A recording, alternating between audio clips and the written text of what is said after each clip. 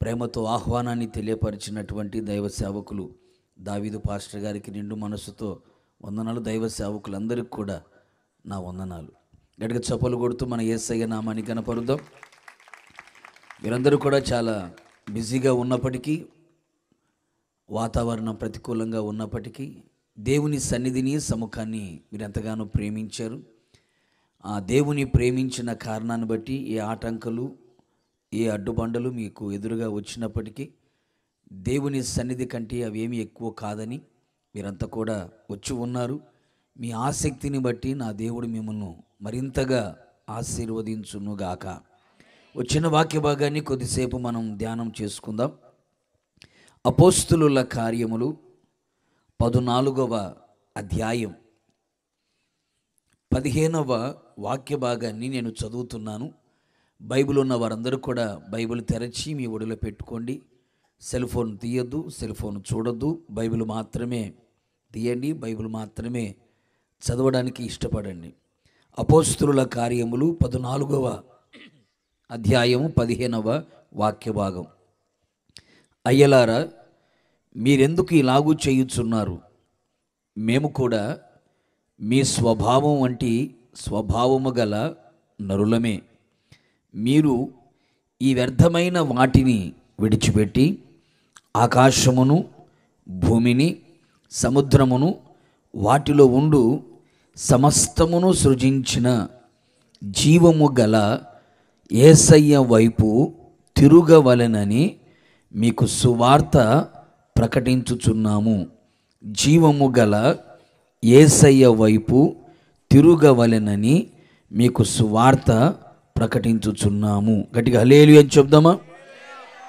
ప్రియమైన సహోదరి సహోదరులారా, ఇప్పుడు మనం చదివినటువంటి వాక్య భాగంలో ఓ ఇద్దరు దైవజనులు మనకు కనబడుతారు. ఆ ఇద్దరు దైవజనులు ఎవరు అంటే అపోస్తలుడైన పౌలు గారు, బర్నబా గారు మనకు కనబడుతారు. వారు మిషనరీ ప్రయాణం చేసుకుంటూ అనేక ప్రాంతాలకు తిరిగి దేవుని యొక్క రాజ్య సువార్తను ప్రకటిస్తున్న రోజులవి. ఒకప్పుడు పౌలు గారు అలియా సౌలుగా ఉన్నప్పుడు దేవుని చేత అలాగే వాడబడని ఆ ముందు దినములలో మనం గమనించి చూడగలిగితే క్రైస్తవులన్నా, క్రీస్తుని ఎరిగిన వారన్నా, క్రీస్తు మార్గం నడిపించబడుతున్న వారన్నా అస్సలు గిట్టేది కాదు. యేసు ప్రభు నమ్ముకున్నారంటే వారిని కొట్టేవాడు, చిత్రహింసలు చేసేవాడు, చెరసాల పాలు చేసేవాడు. ఒక రకంగా చెప్పాలంటే తను సాక్ష్యం చెప్పేటప్పుడు ఒక మాట అంటాడు, పూర్వము నేను దూషకుడను, హింసకుడను, హానికరుడను అని మాట్లాడుతాడు. పరిశుద్ధులకు ఎంతోమందికి అపకారం చేసినవాడు, అలాగే పరిశుద్ధులందరినీ కూడా చిత్రవధ చేసినవాడు, చెరసాల పాలు చేసినవాడు, రాళ్లతో కొట్టి చంపేస్తూ ఉంటే పరిహాసము చేస్తూ ఎదుట నిలబడి సాక్షిగా ఉన్నట్లుగా లేఖనాలు సెలవిస్తున్నాయి. దేవుని వెలుగు చేత దర్శించబడిన వాడుగా, ఆ తర్వాత గ్రుడ్డివాడిగా మారి దైవజనుడు ప్రార్థన పూర్వకంగా ప్రార్థన చేసినప్పుడు అతని కన్నులు తెరవబడినట్లుగా తన పాపములు కడిగి వేసుకొని బాప్తిస్మాని పొంది దేవుని యొక్క ఆత్మను పొందుకున్నవాడై దేవుని చేతిలో ఒక పాత్రగా మార్చబడినట్లుగా మనము చూడగలుగుతున్నాం. ఆ పౌలు గారు అలాగే అతని సేవకు తీసుకొచ్చిన బర్నబా గారు ఇద్దరు కలిసి అనేక ప్రాంతాలు తిరుగుతున్న రోజులవి. ఆ రోజులలో లుస్త్రా అనే ప్రాంతానికి వెళ్ళారు. ఆ ప్రాంతంలో ఇలాగే ఓ ప్రార్థనా కూటాన్ని ఏర్పాటు చేస్తే ఆ ప్రార్థనా కూటములో చాలామంది ప్రజలు వచ్చి వీళ్ళు చెప్పే యేసయ్యను గురించి చెబుతున్న మాటలు చక్కగా ఆలకిస్తూ ఉన్నారు. ఆలకిస్తున్న సమయంలో పౌలు గారు మాట్లాడుతూ ఉన్నప్పుడు ఎదురుగా ఒక వ్యక్తిని చూచాడు. ఆ వ్యక్తి పౌలు గారు మాట్లాడేటప్పుడు ఆ మాటల మీదనే మనస్సు ఉంచి చూస్తూ ఉన్నాడు. ఆ సమయంలో పౌలు గారు అతను చూచిన వెంటనే అతనిలో ఒక గొప్ప విశ్వాసం ఉంది అని దైవజనుడు గుర్తుపట్టాడు. ఎందుకయ్యా అంటే అతడు పుట్టుకతో కుంటివాడు అని బైబిల్ సెలవిస్తుంది. లేచి నడవలేని స్థితిలో ఉన్నవాడు, కానీ విశ్వాసముతో దైవజనుడు చెబుతున్న ఆ మాటల మీద నమ్మకముతో ఎదురు చూస్తూ ఉన్నాడు.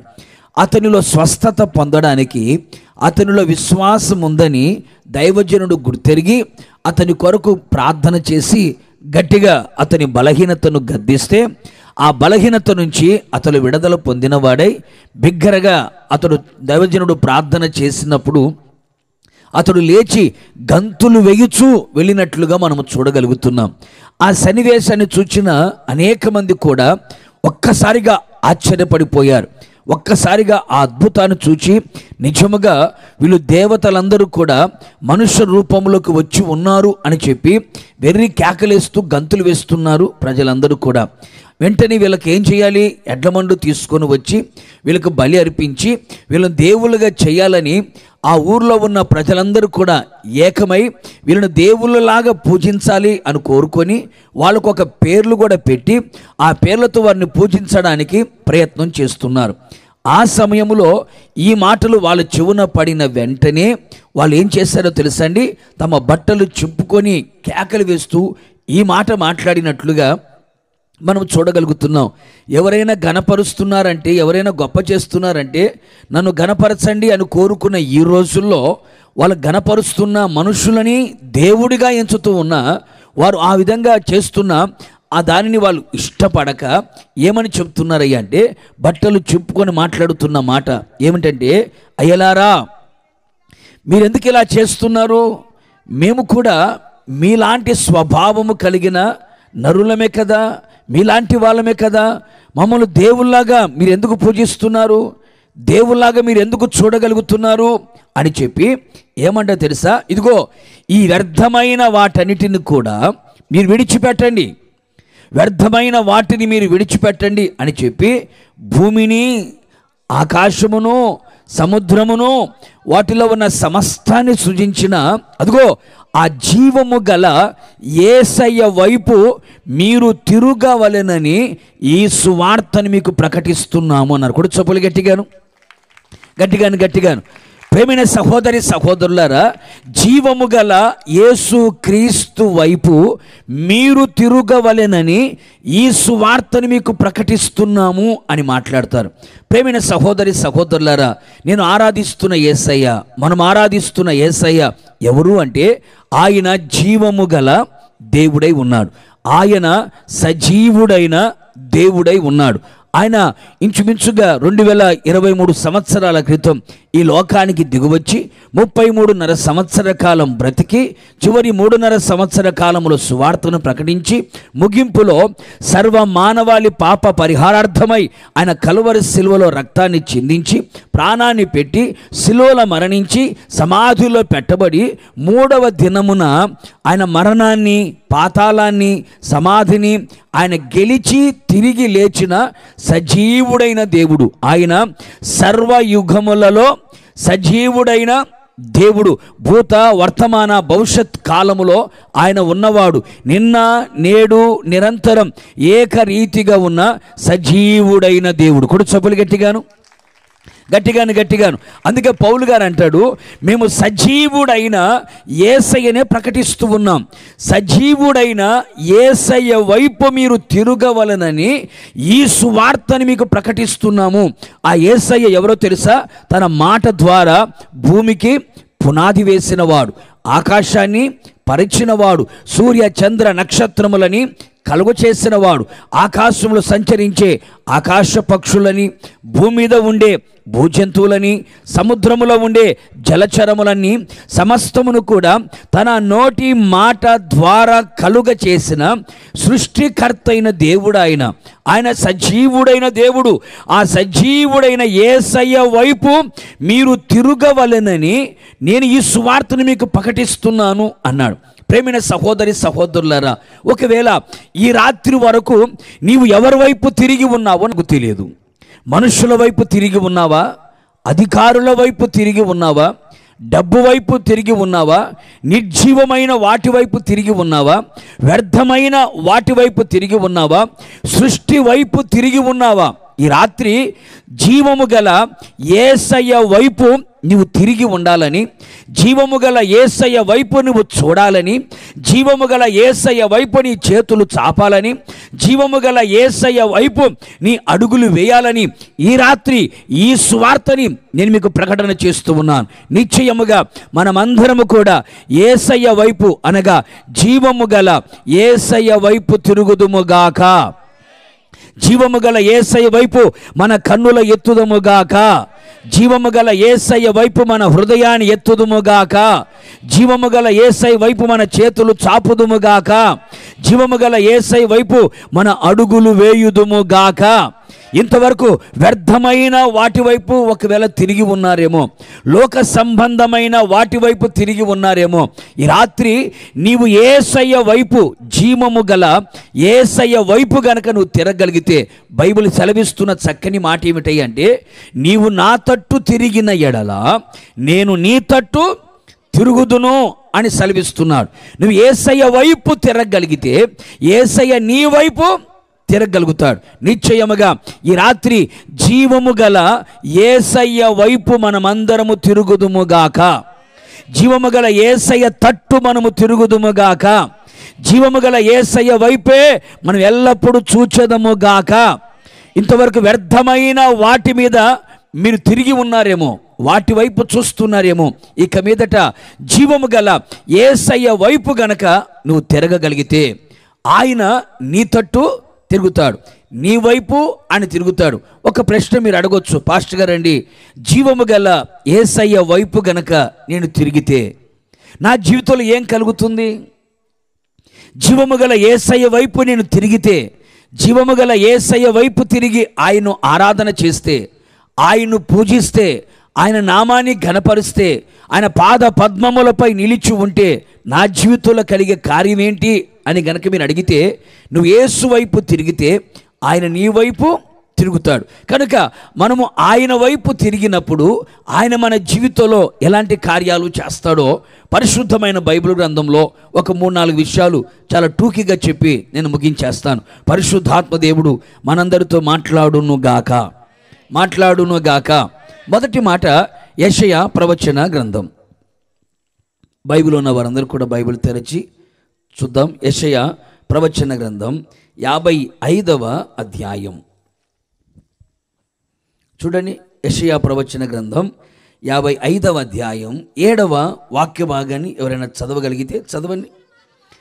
భక్తిహీనులు తమ మార్గమును విడవవలెను, దుష్టులు తమ తలంపులను మానవలెను, వారు యెహోవా వైపు తిరిగిన ఎడల ఆయన వారి యందు జాలిపడును, వారు మన దేవుని వైపు తిరిగిన ఎడల ఆయన బహుగా క్షమించును.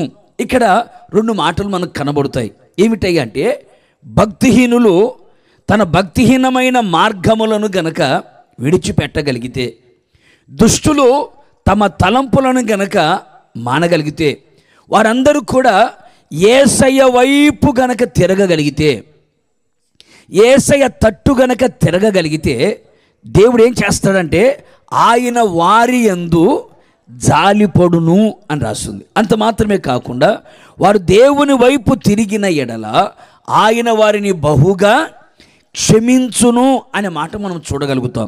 ఎందుకని పౌలు గారు, బర్నబా గారు జీవము గల యేసయ్య వైపు మీరు తిరగవలెనని మీకు ఈ సువార్తను ప్రకటిస్తున్నాము అని ఎందుకు చెప్పారు? జీవము గల యేసయ్య వైపు గనక తిరిగితే కలిగే కార్యాలు ఏమిటి అని చూడగలిగితే అక్కడ 2 మాటలు కనబడతాయి. 2 గుంపుల వాళ్ళు కూడా కనబడతారు. ఒకటి భక్తిహీనులు అనే వాళ్ళు కనబడతారు. అంటే ఒకప్పుడు బాగా భక్తి చేసి భక్తులు దిగజారిపోయి భక్తిహీనులుగా మారిపోయిన గుంపు ఒకటి ఉంది. రెండవ గుంపు ఏమిటయ్యా అంటే దుష్టులుగా, దుర్మార్గులుగా, నీచులుగా, అవినీతి పరులుగా, అపవిత్రులుగా, అక్రమస్తులుగా, అజ్ఞానులుగా, అవివేకులుగా, చెడుతనముతో అలాగే దుష్టత్వముతో చేదైన పైత్యముతో నింపబడినటువంటి దుష్టులు ఉన్నారు. అయితే ఈ భక్తిహీనులు ఇంతవరకు నడిచినటువంటి ఆ భక్తిహీనమైన మార్గములను గనక వాళ్ళు విడిచిపెట్టి దుష్టులుగా ఉన్నారు. వారి తలంపులు చెడిపోయాయి, వాళ్ళ ఆలోచనలు చెడిపోయాయి, వారి మనస్తత్వాలు చెడిపోయాయి, వారి ఊహల ఊట కూడా పాడైపోయింది. ఆ తలంపులను గనక వారి మాని జీవము గల యేసయ్య వైపు గనక తిరగగలిగితే, నువ్వెంత భక్తిహీనుడివే అయినా, నువ్వెంత దుష్టుడివే అయినా, నా యేసయ్య ఎవరు అంటే ఆయన వైపు గనక నువ్వు తిరగగలిగితే ఆయన నీ వైపు తిరిగి ఏం చేస్తాడయ్యా అంటే నీ మీద ఆయన జాలి పడుతాడు, నీ మీద ఆయన దయ చూపిస్తాడు, నీ మీద ఆయన కనికరాన్ని చూపిస్తాడు, నీ మీద ఆయన తన కటాక్షాన్ని చూపిస్తాడు, నీ మీద ఆయన తన ప్రేమని వెల్లడి చేస్తాడు. జాలి చూపడం మాత్రమే కాదు కానీ ఆయన ఏం చేస్తాడయ్యా అంటే వారిని బహుగా క్షమించగలిగిన దేవుడు. భక్తిహీనలో ఒకవేళ ఉన్నా నీ మార్గములను విడిచిపెట్టి ఆయన వైపు గనక తిరిగితే, దుష్టత్వాన్ని మానుకొని తలంపులు మానుకొని ఆయన వైపు తిరిగితే, ఆయన కఠినాత్ముడు కాదు, కసాయివాడు కానే కాదు.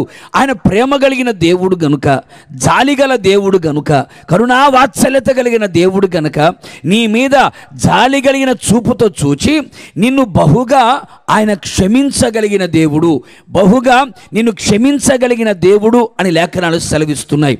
ప్రియ సహోదరుడా, సహోదరి, ఈ రాత్రి దూరాన సమీపాన ఉండి నా యేసయ్య మాటలు ఆలకిస్తున్నా నీ జీవితంలో ఈ రాత్రి నీ హృదయ స్థితి ఎలా ఉందో నాకు తెలియదు, నీ పరిస్థితులన్నీ ఎలా ఉన్నాయో నాకు తెలియదు, నువ్వు ఏ మార్గాలలో నడుస్తున్నావో నాకు తెలియదు.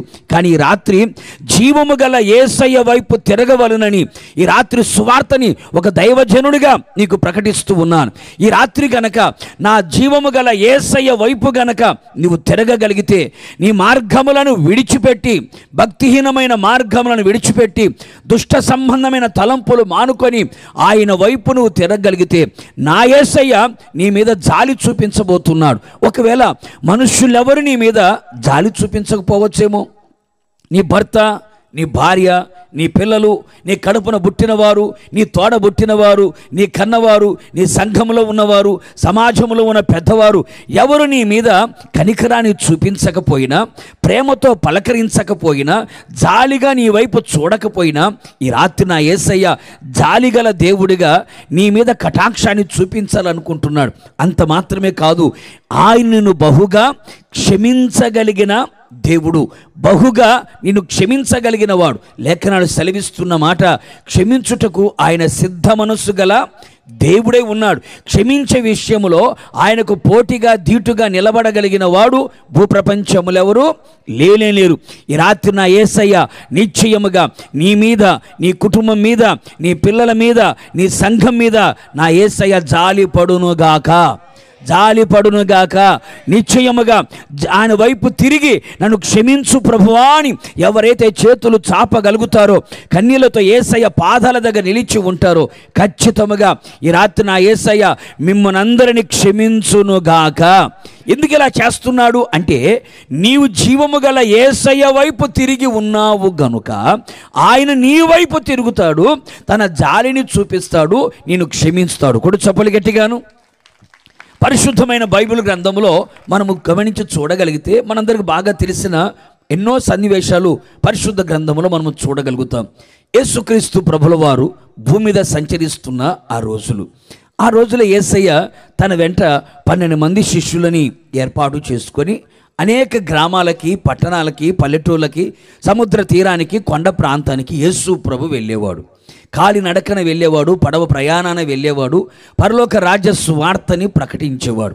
యేసు ప్రభు ఏ ప్రాంతానికి వెళ్ళినా, ఏ గ్రామానికి వెళ్ళినా, ఏ పట్టణానికి వెళ్ళినా కోకొల్లలుగా ప్రజలు వస్తున్నారు, ఆయన మాటలు వింటూ ఉన్నారు, ఆయన చేత ప్రార్థనలు చేయించుకుంటున్నారు. ఆయన ప్రార్థన చేస్తూ ఉండగా గుడ్డివారు చూపొందుతున్నారు, చెవిటివారు వింటున్నారు, మగవారు మాట్లాడుతున్నారు, కుష్ఠరోగులు శుద్ధులగుతున్నారు, చనిపోయిన వాళ్ళు కూడా బ్రతికి బట్టగట్టి బైబిల్ చేతబట్టి భజన చేసుకుంటా యేసయ్య చుట్టూ తిరుగుతున్న రోజులవి.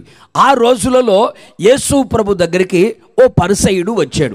ఆ పరిసయ్యుడు యేసు ప్రభు దగ్గరకు వచ్చి, అయ్యా మీకు భోజనం పెట్టాలనుకుంటున్నాం, మా ఇంటికి వచ్చి కాలు గడిగి చేతులు గడిగి భోంచేసుకొని మా ఇంటి వారందరినీ ఆశీర్వదిస్తే మా ఇంటికి మీ ఆశీర్వాదం నిలిచి ఉంటుందయ్యా, నీ గురించి చాలా పెద్ద టాక్ ఉంది ఎక్కడికి వెళ్ళినా, అందుకని ఒక్కసారి మా ఇంటికి రండి అని యేసయ్యను భోజనానికి పిలిచాడు.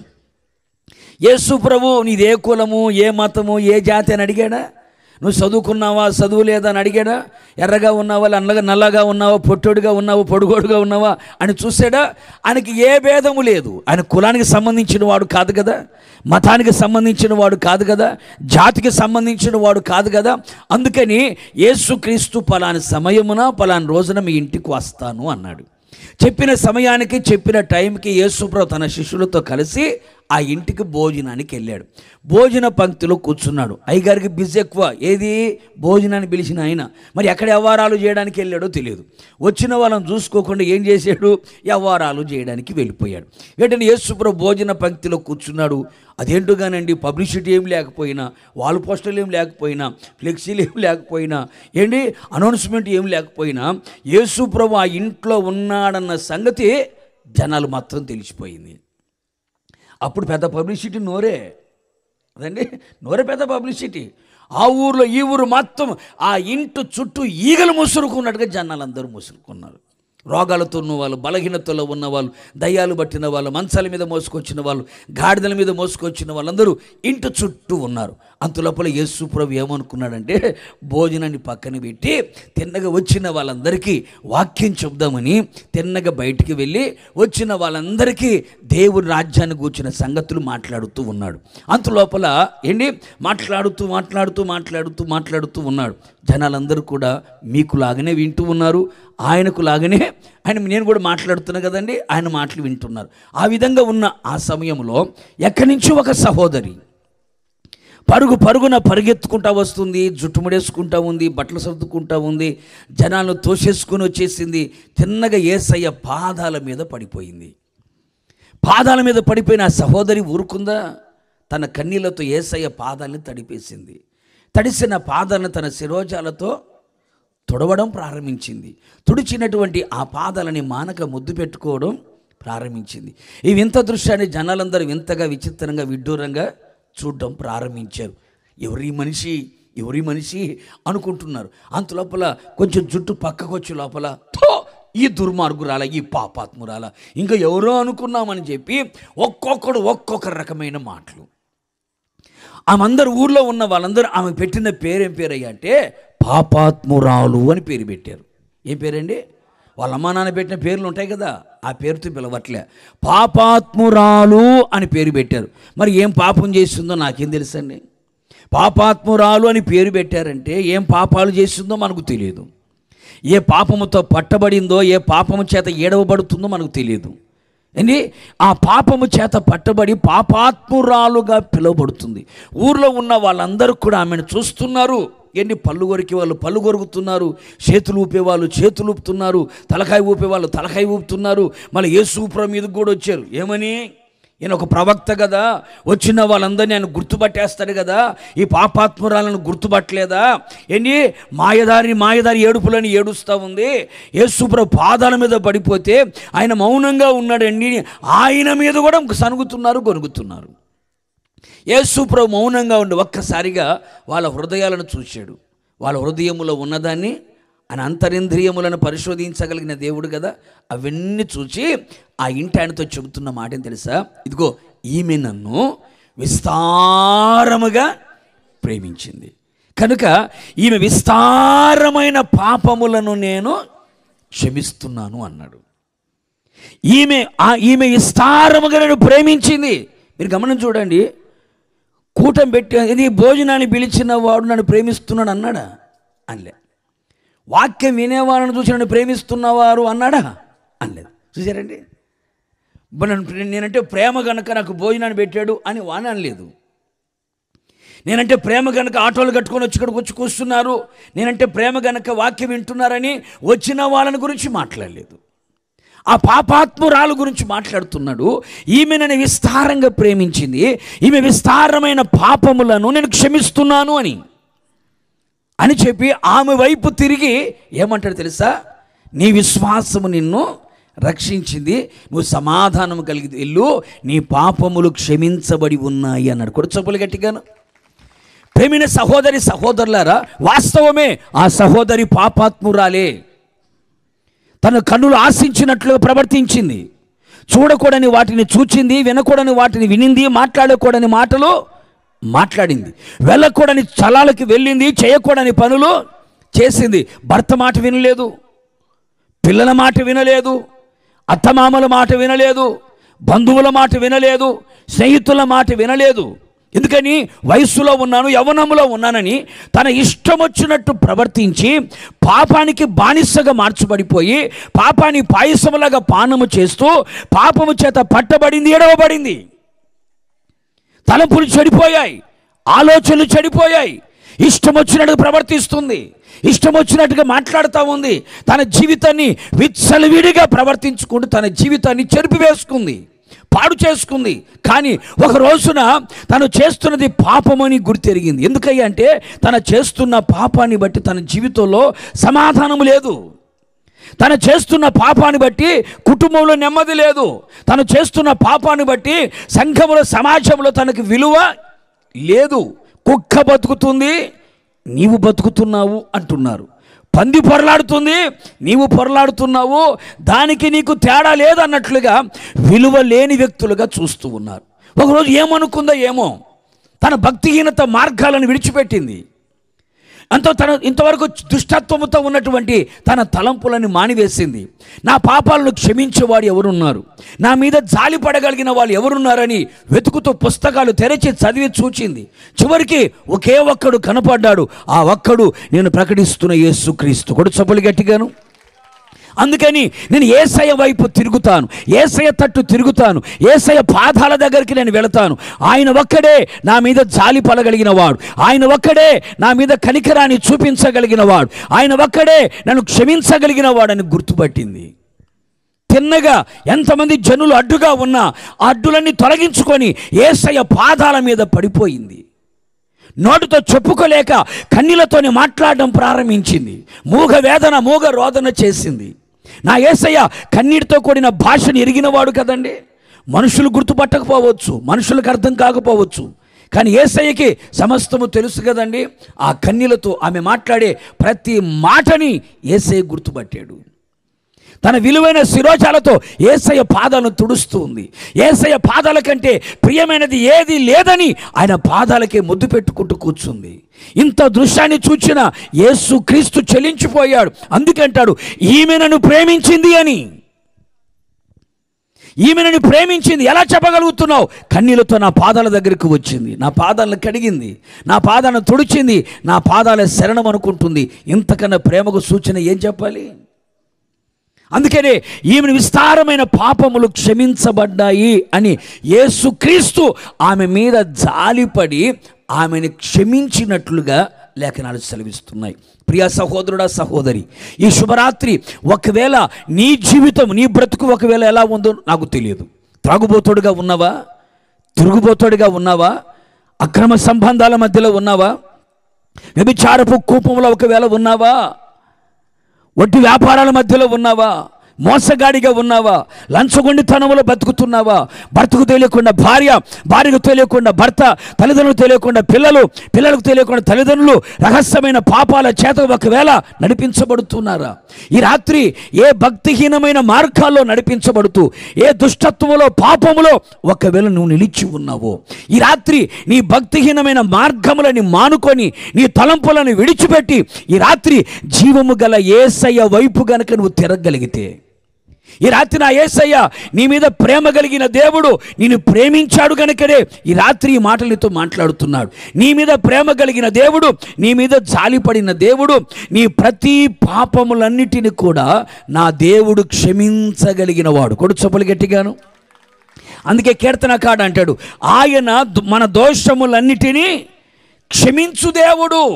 ఈ రాత్రి నీవే అంతటి ఘోర పాపములో ఒకవేళ నిలిచి ఉన్నా, ఘోరమైన పాపములో ఒకవేళ ఉన్నా, నేను ఘోరమైన పాపిని పాస్టర్ గారండి, నాలాంటి దుర్మార్గుడు, నాలాంటి దుర్మార్గురాలు ఇంకా ఎవరు లేరయ్యా, బైబిల్లో ఉన్న వ్యభిచారంతో పట్టబడిన స్త్రీ కంటే నా జీవితం దారుణమైనదయ్యా, జక్కయ్య కంటే నా బ్రతుకు దారుణమైనదయ్యా, పాపాత్మురాల కంటే నా జీవితం దారుణమైనదయ్యా అని ఒకవేళ ఎలాంటి పాపపు జీవితంలో ఒకవేళ బ్రతుకుతూ ఉన్నా, ప్రియ సహోదరుడ, సహోదరి, నీ పాపములని నీ ఇంటి వారు క్షమించలేకపోవచ్చు, నీ పాపములని నీ తల్లిదండ్రులు క్షమించలేకపోవచ్చు, నీ పాపములని నీ సంఘములో ఉన్నవారు క్షమించలేకపోవచ్చు. కానీ ఈ రాత్రి నా యేసయ్య, నా జీవము గల యేసయ్య వైపు గనక నువ్వు తిరిగితే, నా యేసయ్య నీ పాపములన్నిటిని కూడా ఆయన క్షమించగలిగిన దేవుడు, నీ లోపములన్నీ కూడా క్షమించగలిగిన దేవుడు, నీ అతిక్రమములన్నీ కూడా క్షమించగలిగిన దేవుడు, నీ అక్రమములన్నీ కూడా నా దేవుడు క్షమించుటకు సంసిద్ధము కలిగిన వాడు. కొడు చప్పులు గట్టిగాను.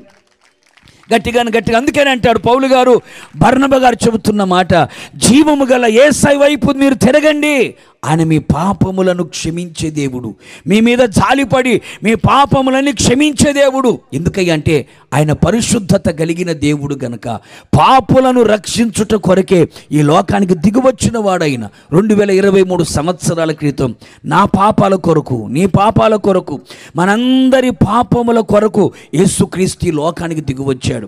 33.5 సంవత్సర కాలం బ్రతికాడు. చివరి 3.5 సంవత్సర కాలంలో 3 మేకులతో కొట్టబడి 5 గాయాలు కలిగి ఆకాశానికి భూమికి మధ్యలో వేలాడి చివరి రక్త బొట్టు వరకు నీ కొరకే ఆయన రక్తాన్ని కార్చాడు. మనం భక్తిహీనులమై ఉండగా యేసయ్య మనల్ని ప్రేమించాడు. మనం పాపులమై ఉండగా యేసయ్య మనల్ని ప్రేమించాడు. మనం ఆయనకు శత్రువులమై ఉండగా యేసయ్య ఆయన మనల్ని ప్రేమించాడు. ప్రేమించిన దేవుడు ఏం చేస్తున్నాడు తెలుసా?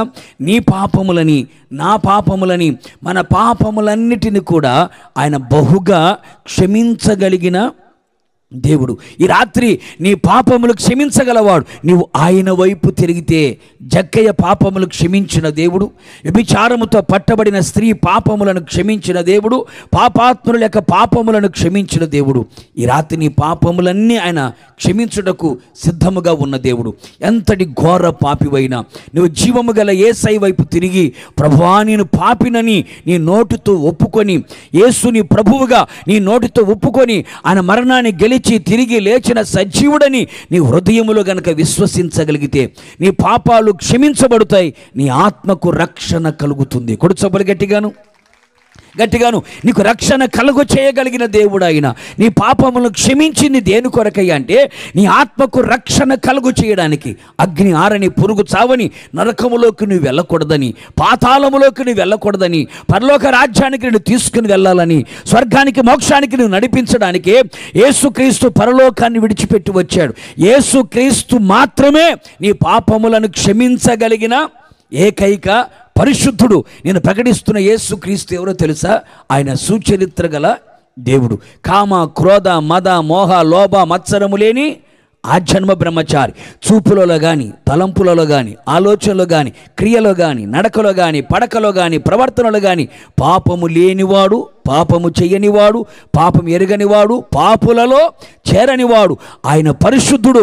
నాలో పాపమున్నదని మీలో ఎవడైనా స్థాపించగలడని ప్రపంచానికి సవాలు విసిరిన ఏకైక పరిశుద్ధుడు నేను ప్రకటిస్తున్న యేసుక్రీస్తు. ఆయన పరిశుద్ధ రక్తమే ప్రతి పాపి యొక్క పాపపు జీవితాన్ని మార్చివేయగలుగుతుంది.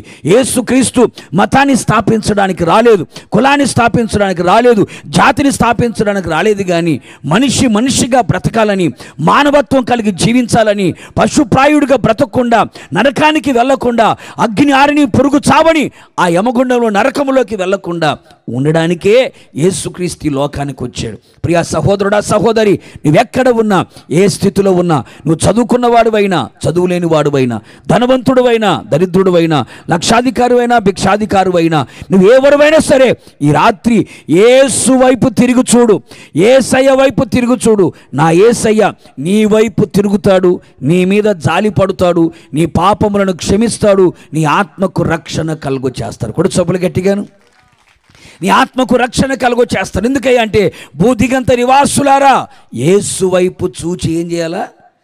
రక్షణ పొందాలి. యేసుక్రీస్తు యొద్దనే మనకు రక్షణ దొరుకుతుంది. అగ్నిలో పడితే రక్షించే వాళ్ళు ఉన్నారు, నీళ్ళలో పడితే రక్షించే వాళ్ళు ఉన్నారు, కొండ చర్యలు ఇరుక్కపోతే రక్షించే వాళ్ళు ఉన్నారు, వరదల్లో చిక్కుకుంటే రక్షించే వాళ్ళు ఉన్నారు. కానీ పాపములో పడిపోతే రక్షించే వాళ్ళు ఎవరు లేరు. ఒకే ఒక రక్షకుడు, ఆ రక్షకుడు నేను ప్రకటిస్తున్న యేసు. కొడు చప్పులు గట్టిగాను. ఆ రక్షకుడు యేసుక్రీస్తు మాత్రమే, యేసుక్రీస్తు మాత్రమే, యేసుక్రీస్తు మాత్రమే. అందుకేనంటాడు, వ్యర్థమైన వాటిని ఆరాధన చేస్తున్నారు, వ్యర్థమైన వాటిని పూజిస్తున్నారు, మీ ఆత్మకు రక్షణ కలుగో చేయని వాటి మీద ఎందుకు మీరు ఆరాధన చేస్తూ ఉన్నారు? చతుష్పాద జంతువుల వైపు ఎందుకు మీరు చూస్తున్నారు? మాట్లాడని వాటి వైపు, చూడని వాటి వైపు, వినని వాటి వైపు, చెట్టుకు పుట్టకి ఎందుకు అలా వెళ్ళిపోతున్నారు? జీవము గల దేవుడు ఆయన, నిర్జీవమైన దేవుడు కాదు. నిన్ను రక్షించగలిగిన, నిన్ను క్షమించగలిగిన, నిన్ను ప్రేమించి నీ మీద జాలి పడగలిగిన ఆ యేసు వైపు మీరు తిరగండి, యేసు వైపు తిరగండి, యేసు వైపు తిరగండి. ఆయన మీ వైపు తిరుగుతాడు, మీ మీద జాలి పడుతాడు, మిమ్మల్ని క్షమిస్తాడు. కొడు చప్పులు గట్టిగాను. ఎంత గొప్ప దేవుడు, ఎంత గొప్ప దేవుడు! అలాంటి జీవము గల యేసు క్రీస్తును మనము కలిగి ఉన్నందుకు మనము ధన్యులం. అలాంటి జీవము గల యేసు క్రీస్తు వైపు ప్రజలందరూ తిరగవలననే ఈ స్వార్థని మీకు ప్రకటన చేస్తూ ఉన్నాం. కొడు చప్పులు గట్టిగా ప్రభువుకి. రెండవ మాట, జీవము గల యేసయ్య వైపు మనం తిరిగితే కలిగే రెండవ కార్యం ఏమిటి అని చూడగలిగితే, అదే యెషయా ప్రవచన గ్రంథం 19వ అధ్యాయం 22వ వాక్యాన్ని ఒకసారి మనం చదువుకుందామా? 19వ అధ్యాయం 22వ వాక్యమును 3వ లైను 4.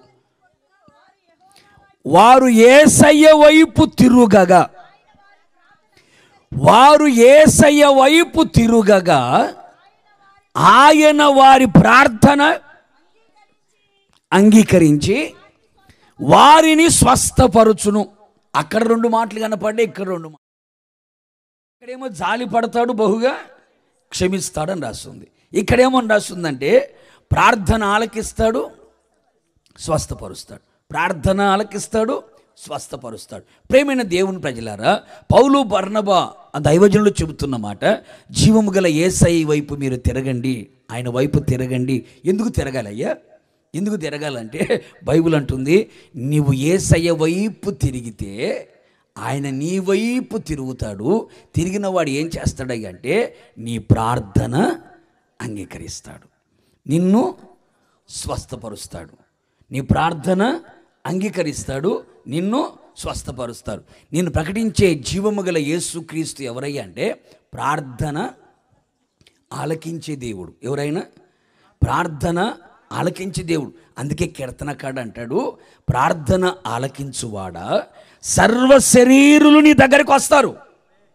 ఏ కులమైనా, ఏ మతమైనా, ఏ జాతి అయినా, తెల్లతోలైనా నల్లతోలైనా, ఏ భాష అయినా, సర్వ శరీరులు నీ దగ్గరికి వస్తారు. ప్రతి మోకాలిని ఎదుట వంగుతుంది, ప్రతి నాలుక మిమ్మల్ని స్తుతిస్తుంది. ఎందుకు దావీదు అంటే నువ్వు ప్రార్థన ఆలకించేవాడివి కదా. కన్నులుండి చూడగలిగిన వాడివి, చెవులుండి వినగలిగిన వాడివి, కాలుండి నడిచి రాగలిగిన వాడివి, చేతులుండి ఆశీర్వదించగలిగిన వాడివి కదా. నీవు సజీవుడైన దేవుడు కదయ్యా. నీ ప్రార్థన నీతిమంతుల ప్రార్థన వైపు ఉన్నాయి కదా నీ కన్నులు, నీ చెవులు వారి ప్రార్థన వైపు ఉన్నాయి కదా. నువ్వు ప్రార్థన ఆలకించే దేవుడు అయ్యా. దిక్కులేని వారి ప్రార్థన నిరాకరింపక వారి ప్రార్థన వైపు నీవు తిరిగి ఉన్న దేవుడవయ్యా. నాకు మొర్రపెట్టు, నీకు ఉత్తరం ఇస్తానని సెలవిచ్చిన దేవుడవయ్యా. ఇశ్రాయేలు దేవుడిని యెహోవాతో చేసుకున్న ప్రతి మనవిని ఆయన దయచేయగలిగిన వాడు. పెదవుల నుంచి వస్తున్న ప్రార్థన మానక అంగీకరించగలిగిన దేవుడు. ప్రేమైన సహోదరి సహోదరులారా, ఈ రాత్రి జీవము గల యేసయ్య వైపు గనుక నువ్వు తిరిగి నువ్వు ప్రార్థన చేయగలిగితే నా యేసయ్య ఎవరయ్యా అంటే నీ ప్రార్థన ఆలకించే దేవుడు. నీ ప్రార్థన ఆలకించడానికి ఆయన చెవులు ఉన్నాయి, నీ ప్రార్థనలు చూడడానికి ఆయన కన్నులు ఉన్నాయి. ఆలకించిన దేవుడు, అంగీకరించిన దేవుడు నీ జీవితంలో కార్యములు చేయడానికి, నీ దగ్గరికి రావడానికి ఆయన కాళ్ళు ఉన్నాయి. చేతుల నుంచి నిన్ను ఆశీర్వదించడానికి, నీ చెంతకు చేరడానికి ఆయన చేతులు ఉన్నాయి. ఆయన సజీవుడైన దేవుడు, ఆయన ప్రార్థన ఆలకించగలిగిన వాడు. ఈ రాత్రి నువ్వు ఏ సమస్యలతో ఉన్నావో నాకు తెలియదు, ఏ రోగాలతో ఉన్నావో నాకు తెలియదు, ఏ బాధలని బంధకాలతో బంధించబడి ఉన్నావో నాకు తెలియదు, ఏ కన్నీళ్ళ మధ్యలో కాపురము చేస్తున్నావో నాకు తెలియదు, ఏ దుఃఖ సాగరములో మునిగిపోతూ ఒకవేళ నిలిచి ఉన్నావో నాకు తెలియదు. కన్నీళ్ళు అన్నపానములుగా మార్చబడి నీ జీవితాన్ని భారముగా ఈడ్చుకుంటూ ఒకవేళ నడిపించబడుతున్నావేమో. కుటుంబంలో సమాధానం లేదేమో, మనస్సులో నెమ్మది లేదేమో, చేస్తున్న పనుల దీవెన లేదేమో, ఎటు చూచిన నీ జీవితాలు అపజయాలు మూటగట్టుకొని ఊరేగుతున్నావేమో, సమస్యల సుడిగుండంలో చిక్కుకొని ఉన్నావేమో, శ్రమల మధ్యలో, శోధనల మధ్యలో, ఇరుకు ఇబ్బందుల మధ్యలో, చుక్కు సమస్యలో ఇరుక్కుపోయి ఒకవేళ ఉన్నావేమో, ఏ పని చేసినా కలిసి రాక చివరికి నీ జీవితాల్లో శాపాన్ని, దరిద్రతను మూటగట్టుకుని ఒకవేళ ఊరేగుతున్నావేమో. ఎటు చూచిన సమస్యలు, ఎటు చూచిన బాధలు, ఎటు వెళ్ళిన సమస్యలతోనే నడిపించబడుతున్నావేమో. అసలు ఎందుకు బతికున్నానని ఒకవేళ నీ మీద విరక్తి కలుగుతుందేమో. నువ్వు ఏ పరిస్థితుల్లో ఉన్నా, ఏ స్థితిగతుల మధ్యలో ఉన్నా, ఈ రాత్రి గనక జీవము గల యేసయ్య వైపు గనక నువ్వు తిరిగి నువ్వు ప్రార్థన చేయగలిగితే, కన్నీళ్ళు విడవగలిగితే, నీ సంగతి అంతా ఆయనకు చెప్పుకోగలిగితే, నీ బాధలన్నీ ఆయనకు చెప్పుకోగలిగితే, నా దేవుడు ఎవరో తెలుసండి, దిక్కులేని వారి ప్రార్థన నిరాకరింపక నీ ప్రార్థన వైపే తిరిగి ఉన్నాడు ఆయన. ఇంతవరకు మనుషులకు చెప్పుకున్నావు, బంధువులకు చెప్పుకున్నావు, ఇరుగు పొరుగు వారికి చెప్పుకున్నావు, ఎవరికి చెప్పుకున్న ప్రయోజనం లేదేమో. నీ బాధ నీ భర్తకు చెప్పుకుంటా ఉంటే నీ భర్త విసుక్కుంటున్నాడేమో. నీ బాధలు నీ పిల్లలు చెప్పుకుంటా ఉంటే నస అని విసుక్కుంటూ చెవులో ఇయర్ ఫోన్స్ పెట్టుకుని తిరుగుతున్నారేమో. ఒకవేళ నీ బాధలు చెప్పుకుంటుంటే ఎవరికి అర్థం కావట్లేదు, నీ అత్తమామలకు అర్థం కావట్లేదేమో, నీ తల్లిదండ్రులకు అర్థం కావట్లేదేమో. ఎక్కడ దొరికిందిరా బాబు నాయన, నా ఇంట పడుతుందని చెప్పి ఒకవేళ అనుకుంటున్నారేమో. నువ్వు ఎంతసేపు చెప్పినా, ఎంత గోడుతో చెప్పినా, ఎంత కన్నీళ్లతో చెప్పినా, నా యేసయ్య నువ్వు చేసే ప్రతి ప్రార్థన వినడానికి ఆయన చెవులు ఎప్పుడు సిద్ధంగానే ఉంటాయి. అందుకని వాళ్ళకి వీళ్ళకు చెప్పుకొని నీ జీవితాన్ని పాడు చేసుకునే దానికంటే కూడా, నలుగురు చెప్పుకొని నవ్వుల పాలయ్యేదానికంటే కూడా, ఎవరికైనా నీ బాధలు చెప్పుకున్నావు అనుకో, విన్నంతసేపు వింటారు, పక్కకి వెళ్ళి ఏం చేస్తారు, కామెంట్ చేస్తారు. అవును కదండి. నువ్వు చెప్పిన బాధలన్నీ వింటారు, ఆ తర్వాత 10 మందికి ప్రచారం చేస్తారు, నీ బ్రతుకుని బజార్లో పడేస్తారు. వాళ్ళకి వీళ్ళకి చెప్పుకొని బాధలు ఏంటి, నలుగుల నవ్వుల పాలయ్యే బదులు, అదిగో జీవము గల దేవుడు ఒక ఆయన ఉన్నాడు, ఆయన ప్రార్థన ఆలకించే దేవుడు, ఆయన వైపు చేతులు చాపి ఆయన పాదాల దగ్గర కన్నీళ్లతో నేను ప్రార్థన చేస్తా, ఆయన ప్రార్థన ఆలకిస్తాడు అని ఆయన దగ్గరకు వచ్చి నీ గుండెల్లో ఉన్న వేదన, నీ గుండెల్లో ఉన్న బాధ, నీ గుండెల్లో ఉన్న దుఃఖమంతా యేసయ్య చెప్పుకో. మనుషులు చెప్పుకున్న ప్రయోజనం లేదండి. యేసయ్య చెప్పుకో. నువ్వు ఆయన వైపు తిరిగితే నీ వైపు ఆయన తిరుగుతాడు. నువ్వు ప్రార్థన చేస్తూ ఉంటే నీ ప్రార్థనలన్నీ వింటాడు. విన్న దేవుడు ఏం చేస్తాడు తెలుసా, నీ ప్రార్థన ఆలకిస్తాడు, అంగీకరిస్తాడు, ఆశ్చర్యమైన కార్యాలు చేస్తాడు. కూడా చప్పులు గట్టిగాను గట్టిగా నిశ్చయముగా నీ దుఃఖాన్ని ఆయన సంతోషంగా మార్చగలిగిన వాడు, నీ కన్నిటిని నాట్యంగా చేయగలిగిన వాడు, నీ అంగలార్పును నాట్యంగా మార్చగలిగిన వాడు, నీ నోటి నిండా నవ్వుని కలుగు చేయగలిగిన వాడు, నిత్య ఆనందాన్ని తల మీద ఉంచగలిగిన వాడు, ఆనందముతో అడుగులు వేసుకుంటూ ఆశీర్వాదకరంగా సంతోష సమాధానములతో తోడుకొని పోబడినట్లుగా చేయడానికి నా దేవుడు శక్తిగల దేవుడు. కొడు చప్పులు గట్టిగాను. ఈ రాత్రి నీ సమస్యలు పరిష్కారం కావాలంటే, నీ కన్నీళ్లకు ముగింపు కలగాలంటే, నీ ఓటమిని, నీ అపజయాన్ని ఇక మీదట ముగింపులకు తీసుకుని వచ్చి విజయోత్సవాలతో నువ్వు ఊరేగించబడాలంటే, జీవము గల యేసయ్య వైపు తిరిగి నువ్వు ప్రార్థన చేయి. ఆయన వైపు చేతులు చాపి ప్రార్థన చేయి. బలము లేని వారికి బలమునివ్వగలిగిన వాడు ఆయన. సహాయము చేయుటకు ఆయన శక్తిగల దేవుడు ఆయన. ఇంతవరకు కలవరపడ్డా, కొండల వైపు కనులెత్తు చూచావు, ఎక్కడి నుంచి నీకు సహాయము దొరకలేదేమో. నా బంధువులు ఉన్నారు, నాకు సహాయం చేస్తారు, నా రాజకీయ నాయకులు ఉన్నారు, నాకు సహాయం చేస్తారు, నా కులస్తులు ఉన్నారని డబ్బు బలం, ఖండబలం, భుజబలం, హోదా బలం, పదవి బలం, రాజకీయ బలం కలిగిన వారి వైపు చూసావేమో. అలసిపోయావేమో, సమస్యలిపోయావేమో, నిరసించిపోయావేమో, బ్రతుకు మీద విరక్తి కలిగిందేమో. ఇక ఈ రాత్రి జీవము గల యేసయ్య వైపు తిరుగు. నువ్వు ఆయన సన్నిధిలో నీ బాధలన్నీ ఆయనకు చెప్పుకో. నీ ప్రార్థన ఆలకించే దేవుడు ఆయనే, నిన్ను బాగు చేసేవాడు కూడా ఆయన. కూడా చప్పులు గట్టిగా వచ్చిన సందర్భాన్ని మీకు గుర్తు చేస్తాను. పరిశుద్ధమైన బైబిల్ గ్రంథంలో చాలామంది రాజులు మనకు కనబడతారు. యూదాను పరిపాలించిన రాజులు చాలామంది ఉన్నారు, ఇశ్రాయేలును పరిపాలించిన రాజులు చాలామంది ఉన్నారు. యూదాను పరిపాలించిన రాజులలో ఒక రాజుగారు, చెప్పుకోదగ్గ రాజులలో వేల మీద లెక్క పెట్టుకుంటే వాళ్ళలో ఒక వ్యక్తి పేరు హిజ్కియా. ఏం పేరండి? కొంచెం గడికి చెప్పండి అమ్మా. హిజ్కియా రాజుగారు మనకు బాగా తెలుసు. ఆ హిజ్కియా రాజుగారు ఉన్నటువంటి వీపు మీద ఒక రాచపుండు పుట్టింది, ఒక క్యాన్సర్ పుండు లాంటిది. ఒక రాచపుండు పుట్టింది, మరణకరమైన రోగం. ఏ రోగం అంట? రోగాలు చాలా రకాలు ఉన్నాయండి. దీర్ఘకాలిక రోగాలు ఉన్నాయి, కుదరని రోగాలు ఉన్నాయి, కఠినమైన రోగాలు ఉన్నాయి, మరణకరమైన రోగాలు ఉన్నాయి. మరణకరమైన రోగం అంటే టికెట్ కన్ఫామ్ అని అర్థం. ఏ టికెట్? మరణకరమైన రోగం అంటే కన్ఫామ్ అని అర్థం. దీర్ఘకాలిక రోగాలంటే టికెట్ కన్ఫామ్ కాదు, చచ్చేంతవరకు తిరుగుతూనే ఉంటుంది. అది చచ్చేంతవరకు ఆ రోగం ఉంటూనే ఉంటుంది. అది దీర్ఘకాలిక రోగం అండి. కుదరని రోగాలు ఉంటాయి. నువ్వు ఏ మందులు వాడినా నాకు గాదులే అనుకున్నట్టు ఉంటుంది ఆ రోగం. దాన్ని ఏమంటారండి? కుదరని రోగం. ఇలా చాలా రోగాలు ఉన్నాయండి. అయ్యగారికి వచ్చిన రోగం ఏంటి? అది కూడా రాసి మరణకరమైన రోగం వచ్చింది. బైబిల్ పండితులు చెప్పే మాట ఏంటంటే, వీపు మీద ఆ అరిచేయంత పుండు ఒకటి ఉంటుందండి. ఆ పుండుకున్న గుణం ఏంటంటే ఆ పుండులో కొన్ని పురుగులు పుడతాయి. ఆ పురుగులన్నీ కూడా మాంసాన్ని తినేసుకుంటా శరీరం అంతా ఎముకలు గూడి చేస్తాయి. అందుకని ఏం చేస్తారంటే పశు మాంసాన్ని తీసుకొని వచ్చి ఆ పుండు మీద పెడితే ఆ పురుగులు ఆ శరీర మాంసం తినకుండా ఈ పశు మాంసం తినేటట్టు చేస్తూ ఉంటాయి. ఆ నొప్పి, ఆ బాధ, వేదన వర్ణనాతీతం, అంత వేదనకరమైంది. ఎందుకంటే మా చర్చి విశ్వాసం ఒక ఆయన ఇలాంటి వాడే ఉన్నాడు. నేను నగరిలో సేవ చేస్తున్నప్పుడు ఒక ఆయన ఉన్నాడు. వాళ్ళ ఇంటికి వెళితే, వాళ్ళ హిందువులు, వాళ్ళ ఇంటికి ఆయన ఒక్కడు మాత్రం ప్రార్థనకు వచ్చేవాడు. వాళ్ళ ఇంటికి వెళ్తే వాళ్ళ భార్య అప్పుడు నమ్ముకోలేదు యేసు ప్రభుని, ఇప్పుడు నమ్ముకుంది రండి. నమ్ముకున్న ఆయన వేసుకున్న బనియన్లన్నీ తీసుకొచ్చి నా ముందు వేసింది. ఆయన బనియన్ నా ముందు ఎందుకు వేసిందని చూస్తే ఆ వేసుకున్న వెనక వైపు ఉన్న బనియన్ అంతా రంధ్రం పడింది, అన్నీ బండి. ఏందయ్యా అంటే ఆయనకి ఇలాంటి రాచిపుండే ఉంది. చూసేయ్యా మా ఆయనకి ఇలాంటి రోగం ఉందయ్యా అని గగ్గోలు పెట్టి ఏడ్చింది. అలాంటి రోగంతో ఉన్న వ్యక్తి ఈ రోజున బాగుపడ్డాడు, ఆరోగ్యవంతుడయ్యాడు. ఇంచుమించుగా నేను ఆ ప్రాంతాన్ని విడిచిపెట్టి 22 సంవత్సరాలు అయింది. ఇప్పటికి ఆరోగ్యంగానే ఉన్నాడు. దేవునికి మహిమ కలుగునుగాక. అలాంటి మరణకరమైన రోగం హిజ్కియా గారికి వచ్చింది. ఆ పాస్టర్ గారు, ఆ రాజుగారికి ఉన్న మంచి గుణం ఏంటంటే ఏ సమస్య వచ్చినా, ఏ కష్టం వచ్చినా పాస్టర్ గారితో కలిసి ప్రార్థన చేయించుకునే అలవాటు ఉంది. సేవకుడితో కలిసి సమస్యలు చెప్పుకొని దేవుని దగ్గర ఆలోచన తీసుకుని నడిపించబడే అలవాటు ఆ రాజుగారికి ఉంది. వెంటనే రాజుగారు ఏం చేశాడు, పాస్టర్ గారికి ఫోన్ చేశాడు. హలో పాస్టర్ గారండి, యెషయా గారండి, ఎక్కడున్నారండి అన్నాడు. ఇక్కడే మందిరంలో ఉన్నానయ్యా అన్నాడు. అర్జెంటుగా ఒకసారి వచ్చి నాకు ప్రార్థన చేయండి, బాగలేదండి అన్నాడు. వెంటనే పాస్టర్ గారు టిప్ టాప్ రెడీ అయ్యాడు. ఎందుకని వెళ్ళేది ఎక్కడికి, రాజుగారి ఇంటికి కదా. ఆ మాత్రం టిప్ టాప్ రెడీ అయిపోతేట అబ్బో టక్కు టై చేసి అమ్మో అని బెత్తుడెత్తులో పౌడర్ కొట్టి అబ్బో సెంటు కొట్టుకొని ఇంకా తిన్నగా బయలుదేరదాం అనుకొని ప్రార్థన చేసుకుంటున్నాడు. ప్రభువా పలాంటికి వెళ్తున్నానయ్యా, ప్రార్థన చేయ అంతనంటే యెషయా అన్నాడు. వందనాలయ్యా అన్నాడు. ఎక్కడికి బయలుదేరావు?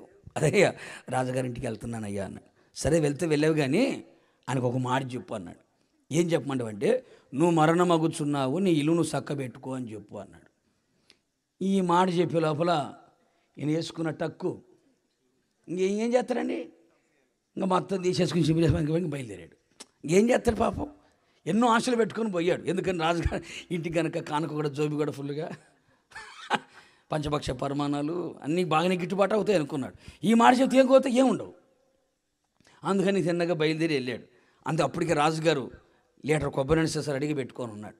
పాస్టర్ గారి ప్రార్థన చేయించుకొని కంట్లో, నోట్లో, ముక్కులో, చెవులో ఏంటి ఒంటి నిండా తైలాభిషేకం చేయించుకుందాం అని పాపమయ్య గారు డబ్బా తీసుకొని రెడీగా ఉన్నాడు. పాస్టర్ గారు వచ్చాడు, ఎదురుగా నిలబడ్డాడు. రాజుగారు అడిగాడు, అయ్యా ప్రార్థన చేయయ్యా అంటే ఏం ప్రార్థన చేస్తలేయ్యా అని ఒక మాట అన్నాడు. రాజుగారు నేను నీ కొరకు ప్రార్థన చేశాను, ప్రభు ఒక మాట చెప్పాడు. ఏమని? నువ్వు మరణమగుచున్నావు, నీ ఇల్లు నువ్వు చక్కబెట్టుకో, నీ ఇల్లు నువ్వు చక్కబెట్టుకో. ఇంతవరకు అన్ని ఇల్లు చక్కబెట్టుకున్నావు, కానీ నీ ఇల్లు మాత్రం చెప్పు చక్కబెట్టుకోలే.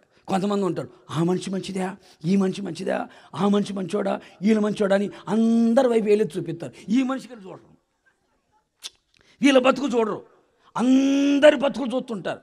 అందరి బతుకులు బజారున పడేస్తారు. మళ్ళీ నీ బతుకేం చూసుకోవద్దా? హిజ్కియా రాజు కూడా అదే టైపు. అందరి ఇల్లు చక్కబెట్టాడు, ఈ అయ్యగారి ఇల్లు మాత్రం వదిలేశాడు. అందుకని నీ ఇల్లు నువ్వు, అందుకే మన వాళ్ళు తెలుగులో సామెత దీపం ఉండగానే మీకు తెలియని డైలాగులా, దీపం ఉండగానే ఇల్లు చక్కబెట్టుకోమన్నాడు కదండి.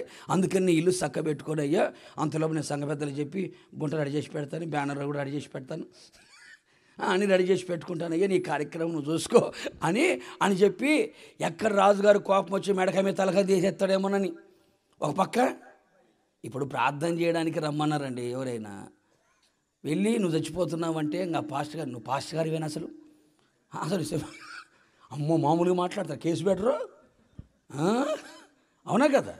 అసలు నువ్వు పాస్టర్ గారివేనా, అసలు పాస్టర్ గారు ఎట్టయ్యావు నువ్వు, అమ్మో ఏం చెప్తా అవుతారు మరి. అందుకనే ఈ మాట చెప్పాడు, కాముగా వెళ్ళిపోతున్నాడు.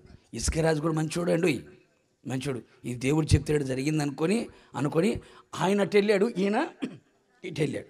అంత లోపల హిజ్కియా రాజు తిన్నగా వెళ్ళి గోడ తట్టు తన ముఖాన్ని తిప్పుకొని కన్నీళ్లు విడుస్తూ ప్రార్థన చేస్తున్నాడు. ప్రభువా నీ సన్నిధిలో నేను యథార్థమైన హృదయముతో, సత్యముతో నీ సన్నిధిలో నేను ఎలా నడుచుకున్నానో ఒక్కసారి జ్ఞాపకం చేసుకోయ్యా. నీకు అనుకూలంగా నేను ఉన్నాను కానీ నాకు అనుకూలంగా నేను బ్రతకలేదు కదయ్యా. నేను యథార్థంగానే ఉన్నాను కానీ కపటంతో నేను ఉండలేదు కదయ్యా. నీ సన్నిధిని విడిచిపెట్టలేదుగా, నీ సన్నిధికి దూరం కాలేదుగా, నీ సన్నిధిలోంచి పారిపోలేదుగా. నీ సన్నిధిలోనే ఉన్నాను, యథార్థంగానే ఉన్నాను, నీ దృష్టికి అనుకూలంగానే ఉన్నాను. ఒక్కసారి కృపతో నన్ను జ్ఞాపకం చేసుకోయ్యా అని గొల్లున ఏడ్చి ఏడ్చి ఏడ్చి ఏడ్చి ఏడ్చి ప్రార్థన చేస్తున్నాడు. పాస్టర్ గారేమో సమాధి కార్యక్రమం రెడీ చేద్దామని బయలుదేరాడు. ఇంకా అంతఃపురంలో నుంచి ఆడ బయటికి కాళ్ళు ఆడ పెడుతున్నాడు. పెట్టబోయే లోపల యెషయా అన్నాడు. చెప్పొచ్చానయ్యా, నువ్వు చెప్పిందంతా చెప్పేసి వచ్చానయ్యా, సమాధి రెడీ చేసుకుని పోతున్నానయ్యా అన్నాడు. వెనక్కి వెళ్ళు అన్నాడు. అదేంటయ్యా చెప్పొచ్చాను కదా అన్న. లేదు లేదు వెనక్కి వెళ్ళు, ఇంకొక మాట చెప్పి రాపో అన్నాడు. ఏంటంటే తిన్నగా వచ్చి ఏం చెప్తావు, నీ కన్నీళ్ళని నేను చూచాను, నీ ప్రార్థన నేను అంగీకరించాను, నేను నిన్ను బాగు చేస్తాను, ఇంకా నీకు 15 సంవత్సరాలు ఆయుష్ పెంచు. అయ్యా ఇప్పుడు చచ్చిపోతాను చెప్పొచ్చానయ్యా. ఇప్పుడే మళ్ళీ ఆయుష్ అంటే ఈ పాట దొంగ పాట అనుకుంటాడు. ఇప్పుడు 10 నిమిషాలు కూడా కాలేదయ్యా, నేను వెంటనే కనుక మాట మార్చానంటే అయ్యా వెళ్ళు. ఎందుకంటే దేవుడు కూడా చూడండి హిజ్కియాతో మాట్లాడలే, ఎవరి చేత చెప్పి పంపించాడో వాళ్ళతోనే మళ్ళీ చెప్పి పంపిస్తాడు. పాస్టర్ గారు చెప్పించి మళ్ళీ మీతో చెప్పడు ఆయన. అలాంటి పనికి మన పనులు చేయడు ఆయన. దేవుడు నాకు చెప్పాడు అంటుంటారు కొంతమంది. ఎటు చెప్తారు నీకు? మళ్ళీ పాస్టర్ గారు రావాలా, మళ్ళీ ఆయనే రావాలి మళ్ళీ నీకు దగ్గరికి. నీకు ఎవరు చెప్పారో ఆ చెప్పిన ఆయన మళ్ళీ పంపిస్తాడు. డైరెక్ట్గా దిగి రావచ్చుగా. హిజ్కియాని కన్నీళ్ళు చూసా, హిజ్కియాని ప్రార్థనలకి తను హిజ్కియాతో మాట్లాడా. ఏ పాస్టర్ గారిని అయితే పంపించి, ఎందుకంటే పాస్టర్ గారు ఎవరయ్యా అంటే సంఘానికి దేవునికి మధ్యలో రాయబారి. గొడ్డు చప్పులు గట్టిగాను రాయబారి ఆయన. అందుకని సేవకుని మళ్ళీ పంపించాడు. మళ్ళీ పంపించి ఏడుస్తుంటే, ఏం పాస్టర్ గారు మళ్ళీ వచ్చావేంటి, ఇప్పుడే పోతానా నేను, ఇప్పుడే పోతున్నా. లేదు లేదు, దేవుడు నీ కన్నీళ్ళని చూచాడు, నీ ప్రార్థన అంగీకరించాడు, ఆయన నిన్ను బాగు చేశాడు. ఇదిగో అడుగుతున్నావు కదా, 15 సంవత్సరాలు నీకు ఆయుష్ని పెంచాడు. కూడా చొప్పులు గట్టిగా ఆయన నిన్ను స్వస్థపరుస్తున్నాడు, నిన్ను బాగు చేస్తున్నాడు, నీ ప్రార్థన అంగీకరించాడు. చూడండి, నువ్వు యేసు వైపు తిరిగితే బైబిల్ ఏమంటుంది, ఆ వారు ఆయన వైపు తిరుగగా ఆయన వారి ప్రార్థన అంగీకరించి వారిని ఏం చేశాడట, స్వస్థపరిచాడు. హిజ్కియా యేసయ్య వైపు తిరిగాడు, ఆయన వైపు యేసయ్య వైపు హిజ్కియా తిరిగితే హిజ్కియా వైపు ఆయన తిరిగాడు. తిరిగిన దేవుడు ఏం చేశాడయ్యా అంటే హిజ్కియా ప్రార్థన ఆలకించాడు, అంగీకరించాడు. అతను ఏం చేశాడండి, స్వస్థపరిచాడు. ఈ శుభరాత్రి నీవు కూడా జీవము గల యేసయ్య వైపు నీవు తిరిగితే, నువ్వు దేని కొరకు ప్రార్థన చేస్తూ ఉన్నావో, దేని నిమిత్తమైతే కన్నీళ్లు విడుస్తూ ఉన్నావో, దేని కొరకైతే హృదయ వేదనతో ప్రభు పాదాల దగ్గర ఏడుస్తూ ఉన్నావో, పట్టుదలతో నువ్వు చేస్తున్న ప్రార్థన, విసుకక నువ్వు చేస్తున్న ప్రార్థన, ఏక మనసుతో నువ్వు చేస్తున్న ప్రార్థన, ఎడతెగక నువ్వు చేస్తున్న ప్రార్థన, ఉపవాసముని నువ్వు చేస్తున్న ప్రతి ప్రార్థన నా దేవుడు ఆలకిస్తాడు. నా దేవుడు నీ ప్రార్థన వింటాడు. పిల్లల వివాహం కోసం ప్రార్థన చేస్తున్నావా? సంతానం కోసం ప్రార్థన చేస్తున్నావా? మంచి ఉద్యోగాలు కావాలని ప్రార్థన చేస్తూ ఉన్నావా? ఒక మంచి గృహాన్ని కట్టుకోవాలని ప్రార్థన చేస్తున్నావా? సేవా పరిచర్య విస్తరించాలని ప్రార్థన చేస్తున్నావా? నీ భర్త మారాలని, నీ భార్య మారాలని, నీ పిల్లలు మారాలని, ఒక మంచి భవిష్యత్తు వాళ్ళ కలగాలని ప్రార్థన చేస్తున్నావా? దేని కొరకు ప్రార్థిస్తున్నావో, ఏ సమస్య నుంచి విడుదల పొందాలని ప్రార్థన చేస్తున్నావో, ఏ రోగం నుంచి విడుదల పొందాలని ప్రార్థన చేస్తున్నావో, ఏ కన్యలకు ముగింపు రావాలని నువ్వు ప్రార్థన చేస్తూ ఉన్నావో, నీ చేస్తున్న ప్రతి ప్రార్థన నా యేసయ్య నీ వైపు తిరిగి నీ ప్రార్థన వింటున్నాడు. కొడుచబులు గట్టిగాను. నువ్వు అనుకోవచ్చు, నా యేసయ్య నేను చేస్తున్న ప్రార్థన నా దేవుడు వినట్లేదేమో, నా దేవుని దగ్గర నా ప్రార్థన వెళ్ళట్లేదేమో అనుకోవచ్చేమో. ప్రార్థనకి మరణము లేదు. ఒకవేళ ప్రార్థన చేసేవాడు చనిపోయినా ప్రార్థనకి ఏం లేదండి, చావు లేదు. నా దేవుడు నీ ప్రార్థన ఆలకించగలిగిన వాడు. ప్రార్థన ఆలకించిన దేవుడు తగిన కాలంలో, తగిన సమయంలో నీ జీవితంలో, నీ కుటుంబంలో, నీ సంఘములో, నీ సేవలో, నీ పరిచర్యలో ఒక రోజున నీ ప్రార్థనకు జవాబు నీ కళ్ళతో చూస్తావు, నీ చెవులతో వింటావు, నీ నోటితో ప్రభువుని స్తుతిస్తావు. కొడు చెప్పులు గట్టిగాను. ప్రార్థన చేయడం నీ వంతు. గుర్తుపెట్టుకోండి, ప్రార్థన చేయడం నీ వంతు, అంగీకరించడం ఆయన వంతు. కన్నీళ్ళు విడవడం నీ వంతు, ఆ కన్నీళ్ళు తొడవడం ఆయన వంతు. నువ్వు చేతులు ఎత్తడం నీ వంతు, ఆ చేతులు పట్టడం ఆయన వంతు. నోరు తెరవడం నీ వంతు, ఆ నోటిని నింపడం ఆయన వంతు. నువ్వు ప్రార్థన చేయడం నేర్చుకోవాలి కదా, మోకరించడం నేర్చుకోవాలి కదా, ప్రభు పాదాలను పట్టుకొని బ్రతిమలాడడం నేర్చుకోవాలి కదా. ఆయన పాదాలు తప్ప వేరే దిక్కు నాకు లేదని ఆయన వైపు చూచే మనసు నీకు కావాలి కదా. ఆయన వైపు తిరగడం అంటే అర్థం ఏంటో తెలుసా? ఆయన తప్ప వేరొక దిక్కు నాకు లేదు, ఆకాశమందు నువ్వు తప్ప నాకెవరు లేరు, నీవే నాకు దిక్కు అని నీ మనస్సు ఆయన మీద ఆనుకొని, ఆయన మీద ఆధారపడి ఆయన వైపే నువ్వు చూస్తూ ఉండగలిగితే నిశ్చయముగా ఆయన ఏమనుకుంటాడు, నేను తప్ప వేరెవడు ఇతనికి లేడు కదా అని ఆయనే ముందుకు రాగలుగుతాడు. నీవేమో నాకు వాళ్ళు ఉన్నారు వీళ్ళు ఉన్నారయ్యా, ఏదైనా నువ్వు చేస్తే నువ్వు చేయి అన్నట్టుకున్నావు అనుకో, ఆయన కూడా పట్టినట్టుగా ఉంటాడు. ఆయన వైపు తిరగడం అంటే ఇంకా వేరొక ఆలోచన నీకు లేదు, వేరొక ఆధారము నీకు లేదు. ఆయనే నా ఆధారం, ఆయనే నాకు దిక్కు. ఆ విధంగా ఆయన వైపు నువ్వు తిరిగితే ఖచ్చితంగా నా దేవుడు నీ ప్రార్థనలన్నీ సఫలము చెయ్యునుగాక. ఆకాశమును నీ ప్రార్థనలని నా దేవుడు ఆలకించునుగాక, అంగీకరించునుగాక. నిశ్చయముగా ఇంతకాలం ఎంత దుఃఖపడ్డావో, వేదన పడ్డావో, కృంగిపోతూ వచ్చావో, ఇక మీదట నా యేసయ్య వైపు నువ్వు తిరిగి ప్రార్థన చేయగలిగితే, నీ వైపు తిరిగి నీ ప్రార్థన ఆయన అంగీకరిస్తాడు. నీ ప్రార్థన ద్వారా జయాన్ని చూడబోతూ ఉన్నావు, నీ ప్రార్థన ద్వారా ఆశీర్వాదాన్ని చూడబోతున్నావు, నీ ప్రార్థన ద్వారా స్వస్థతను పొందబోతూ ఉన్నావు, నీ ప్రార్థన ద్వారా విడుదల పొందబోతూ ఉన్నావు, నీ ప్రార్థన ద్వారా శత్రు కార్యాల మీద అఖండమైన జయాన్ని పొందుదువుగాక. నీ ప్రార్థన ఆలకిస్తాడు, నేనేం చేస్తాడట? స్వస్థపరుస్తాడు, నీకు స్వస్థత కలుగు చేస్తాడు ఆయన. స్వస్థతలు కూడా 3 రకాలు ఉన్నాయి. ఎలాగా? ఆత్మకు స్వస్థత కావాలి, శరీరానికి స్వస్థత కావాలి, మనస్సుకి. ఈ మధ్య మానసిక రోగులు ఎక్కువయ్యారు. ఏ రోగులు? మానసిక రోగులు ఎక్కువైపోయి. ఏంటంటే స్ట్రెస్ ఎక్కువైపోయింది, ఒత్తిడి ఎక్కువైపోయిందని 4 గోడల మధ్యలో కూర్చొని జుట్టు పీక్కుంటా, గోలు గొరుక్కుంటా, చీకటి గదులు కూర్చున్న వాళ్ళు ఎక్కువైపోయారు. నలుగురితో మాట్లాడు, అందరు తినేటప్పుడు తినరు, అందరు నిద్రపోయేటప్పుడు వంటగదిలో పోతారు. ఎవరితో మాట్లాడరు. మానసిక రోగులు ఎక్కువైపోయారు. నువ్వు ఏ రోగముతో ఒకవేళ ఉన్నా, శరీరంలో రోగముతో ఉన్నావా, మానసిక రోగముతో ఒకవేళ ఉన్నావా, ఆత్మలో రోగముతో బలహీనం అవుతున్నావా, ఈ రాత్రి నా దేవుడు నిన్ను స్వస్థపరిచే దేవుడుగా ఉన్నాడు. కూడా చెప్పలు గట్టిగాను.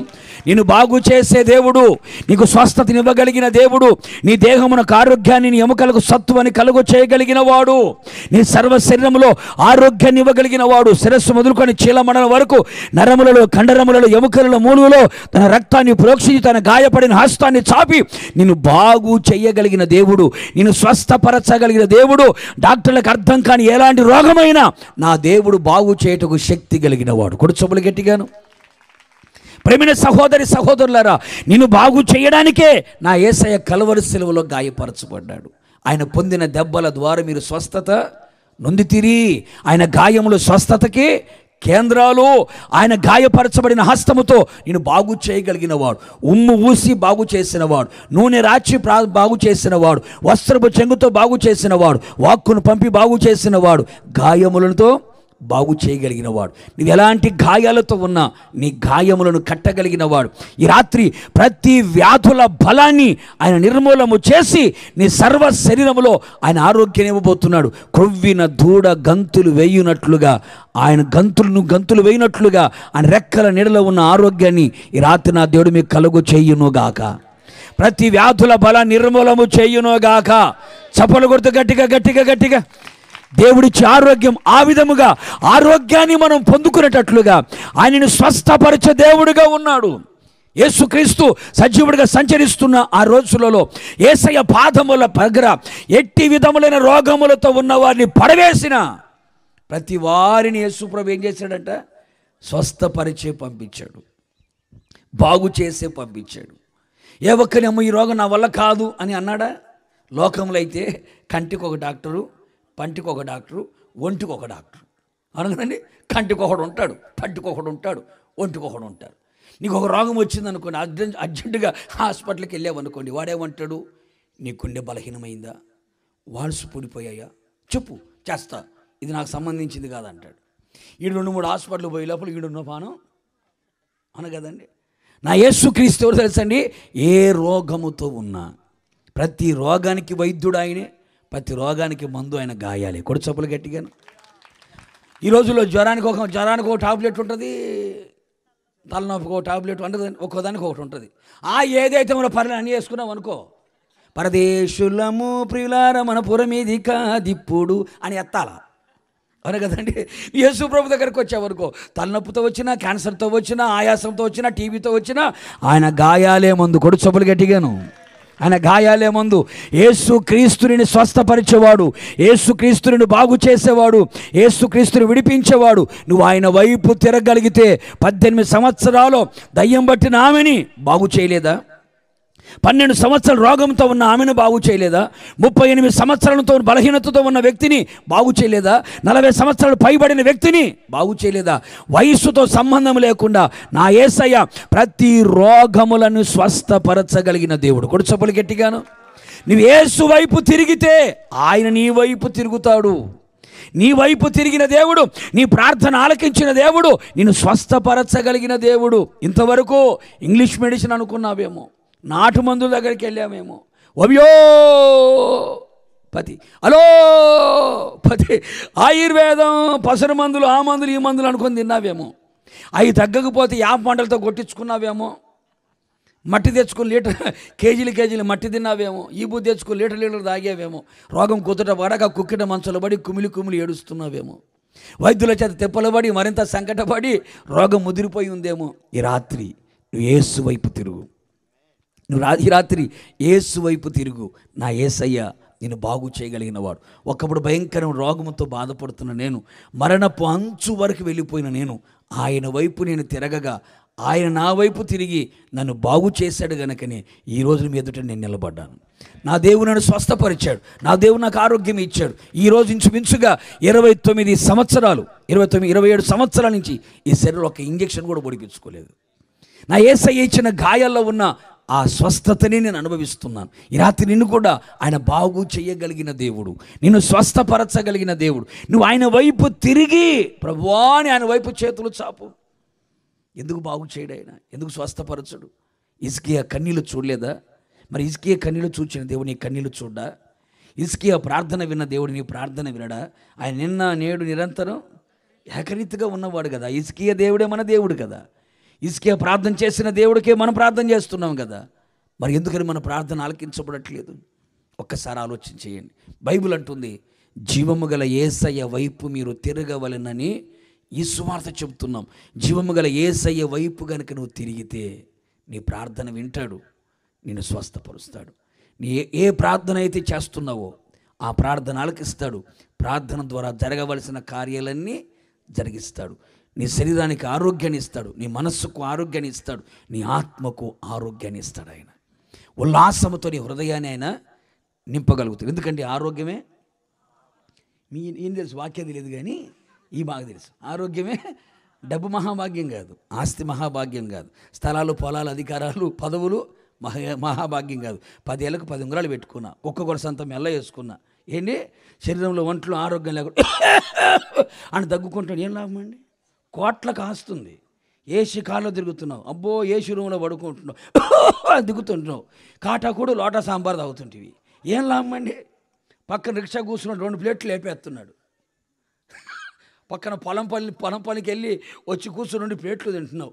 వాడు పక్కన కూర్చుంటున్నావు, గుట్టకలు మింగుతుంది. ఎందుకని? కాటాకుడు లోటా సాంబార్.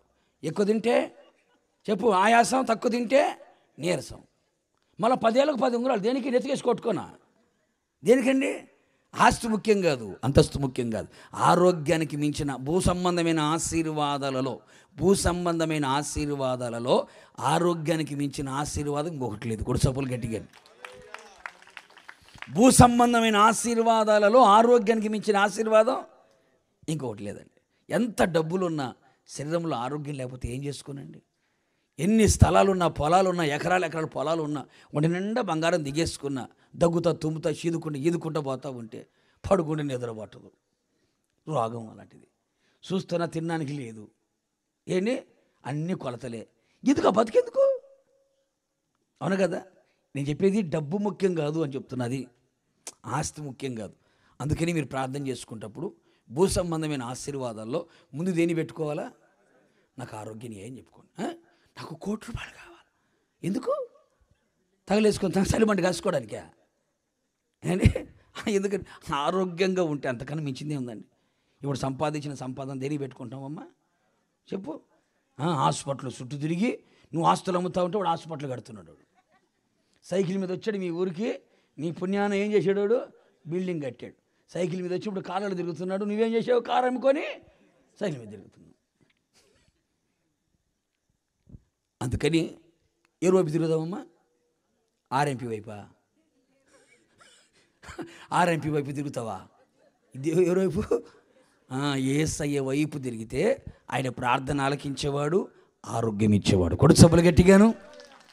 ఆయన ఆరోగ్య ప్రదాత. అందుకే అంటాడు, జీవము గల యేసయ్య వైపు మీరు తిరగండి, ఆయన వైపు తిరగండి, ఆయన వైపు తిరగండి. మా వైపుగా తిరగాల్సింది ఆయన వైపు తిరగండి, మమ్మల్నిగా చూడాల్సింది ఆయన చూడండి, ఆయన చూడండి, ఆయన చూడండి. ఇప్పుడు అమ్మో ఆయన చేసిన అద్భుతం కనుక ఈ రోజుల్లో కనుక ఎవరైనా పాస్టర్ గారు చేశారంటే అబ్బంగా లారీ మీద కూర్చోబెడతారు. ఇంకా ఏ సమాధి కార్యక్రమానికి కాదు, ఊరేగింపుకి. ఇంకా వాడు మామూలుగా ఉంటాడండి, అబ్బో వాడు బిల్డప్ వేరుగుంటుంది. ఆ రోజుల్లో పౌలు గారు ఏం చేశాడు? బట్టలు చింపుకొని అయ్యా వద్దయ్యా అంటున్నాడు. ఈరోజు సన్మానం వద్దంటారు మన వాళ్ళు. కావాల్సిందేగా, పబ్లిసిటీ కావాలా, ఇమేజ్ కావాలా, అబ్బో ఫేమస్ అవ్వాలా, జనాల మధ్యలో కనపడాలా, నేను ఎవరో ఇది కోరుకుంటున్నారు. ఆ రోజుల్లో ఆయనకు వచ్చిన పబ్లిసిటీ బట్టి నన్ను దేవుడు అంటున్నారంటే నేను కూడా దిగుతారనొద్దు. అయ్యా మేము మీలాంటి స్వభావం కలిగిన వారం అయ్యా, మేము ఒట్టోళ్ళం అయ్యా, జీవము కలిగిన దేవుడు ఒక ఆయన వైపు తిరగండి. ఎవరి వైపు? ఇప్పుడు అటు పోయింది ఇప్పుడు ఎటు? ఇటు తిరగండి. ఎటు? నా వైపు తిరగండి, నా కారు ముట్టండి, నా కోటు ముట్టండి, నా వైపు తిరగండి అని తిరుగుతున్నారు. ఈడు పోతాడు నరకానికి, వాళ్ళు పోతారు, అందరు గోటేలు. ఎవరి వైపు తిరగాలి చెప్పండి ఇప్పుడు గట్టిగా? వినపడలేదు. జీవము గల యేసు వైపు తిరగాలి, మనుషుల వైపు కాదు, దైవ సేవకుల వైపు కాదు. ఎవరి వైపు తిరగాలి? ఎవరిని చూడాలి? ఎవరి వైపు చేతులు చాపాలి? ఎవరి మీద నీ మనస్సు ఉండాలి? ఎవరి మీద ఆలోచన ఉండాలి? ఎవరి మీద దృష్టి ఉండాలి? జీవము గల యేసు వైపు మాత్రమే నీ తిరుగు. నీ మీద జాలి పడతాడు, నేను క్షమిస్తాడు. జీవము గల యేసయ్య వైపే తిరుగు, నీ ప్రార్థన ఆలకిస్తాడు, నిన్ను స్వస్థపరుస్తాడు. ముచ్చటగా 3వ మాట చెప్పి నేను ముగిస్తాను. ద్వితీయోపదేశకాండం 4వ అధ్యాయం 30-31. ద్వితీయోపదేశకాండం 4వ అధ్యాయం 30-31. నీ దేవుడిని యెహోవాను మీరు వెదికిన ఎడల, నీ పూర్ణ హృదయముతోనూ నీ పూర్ణ ఆత్మతోనూ వెదుకున్నప్పుడు ఆయన నీకు ప్రత్యక్షమగును.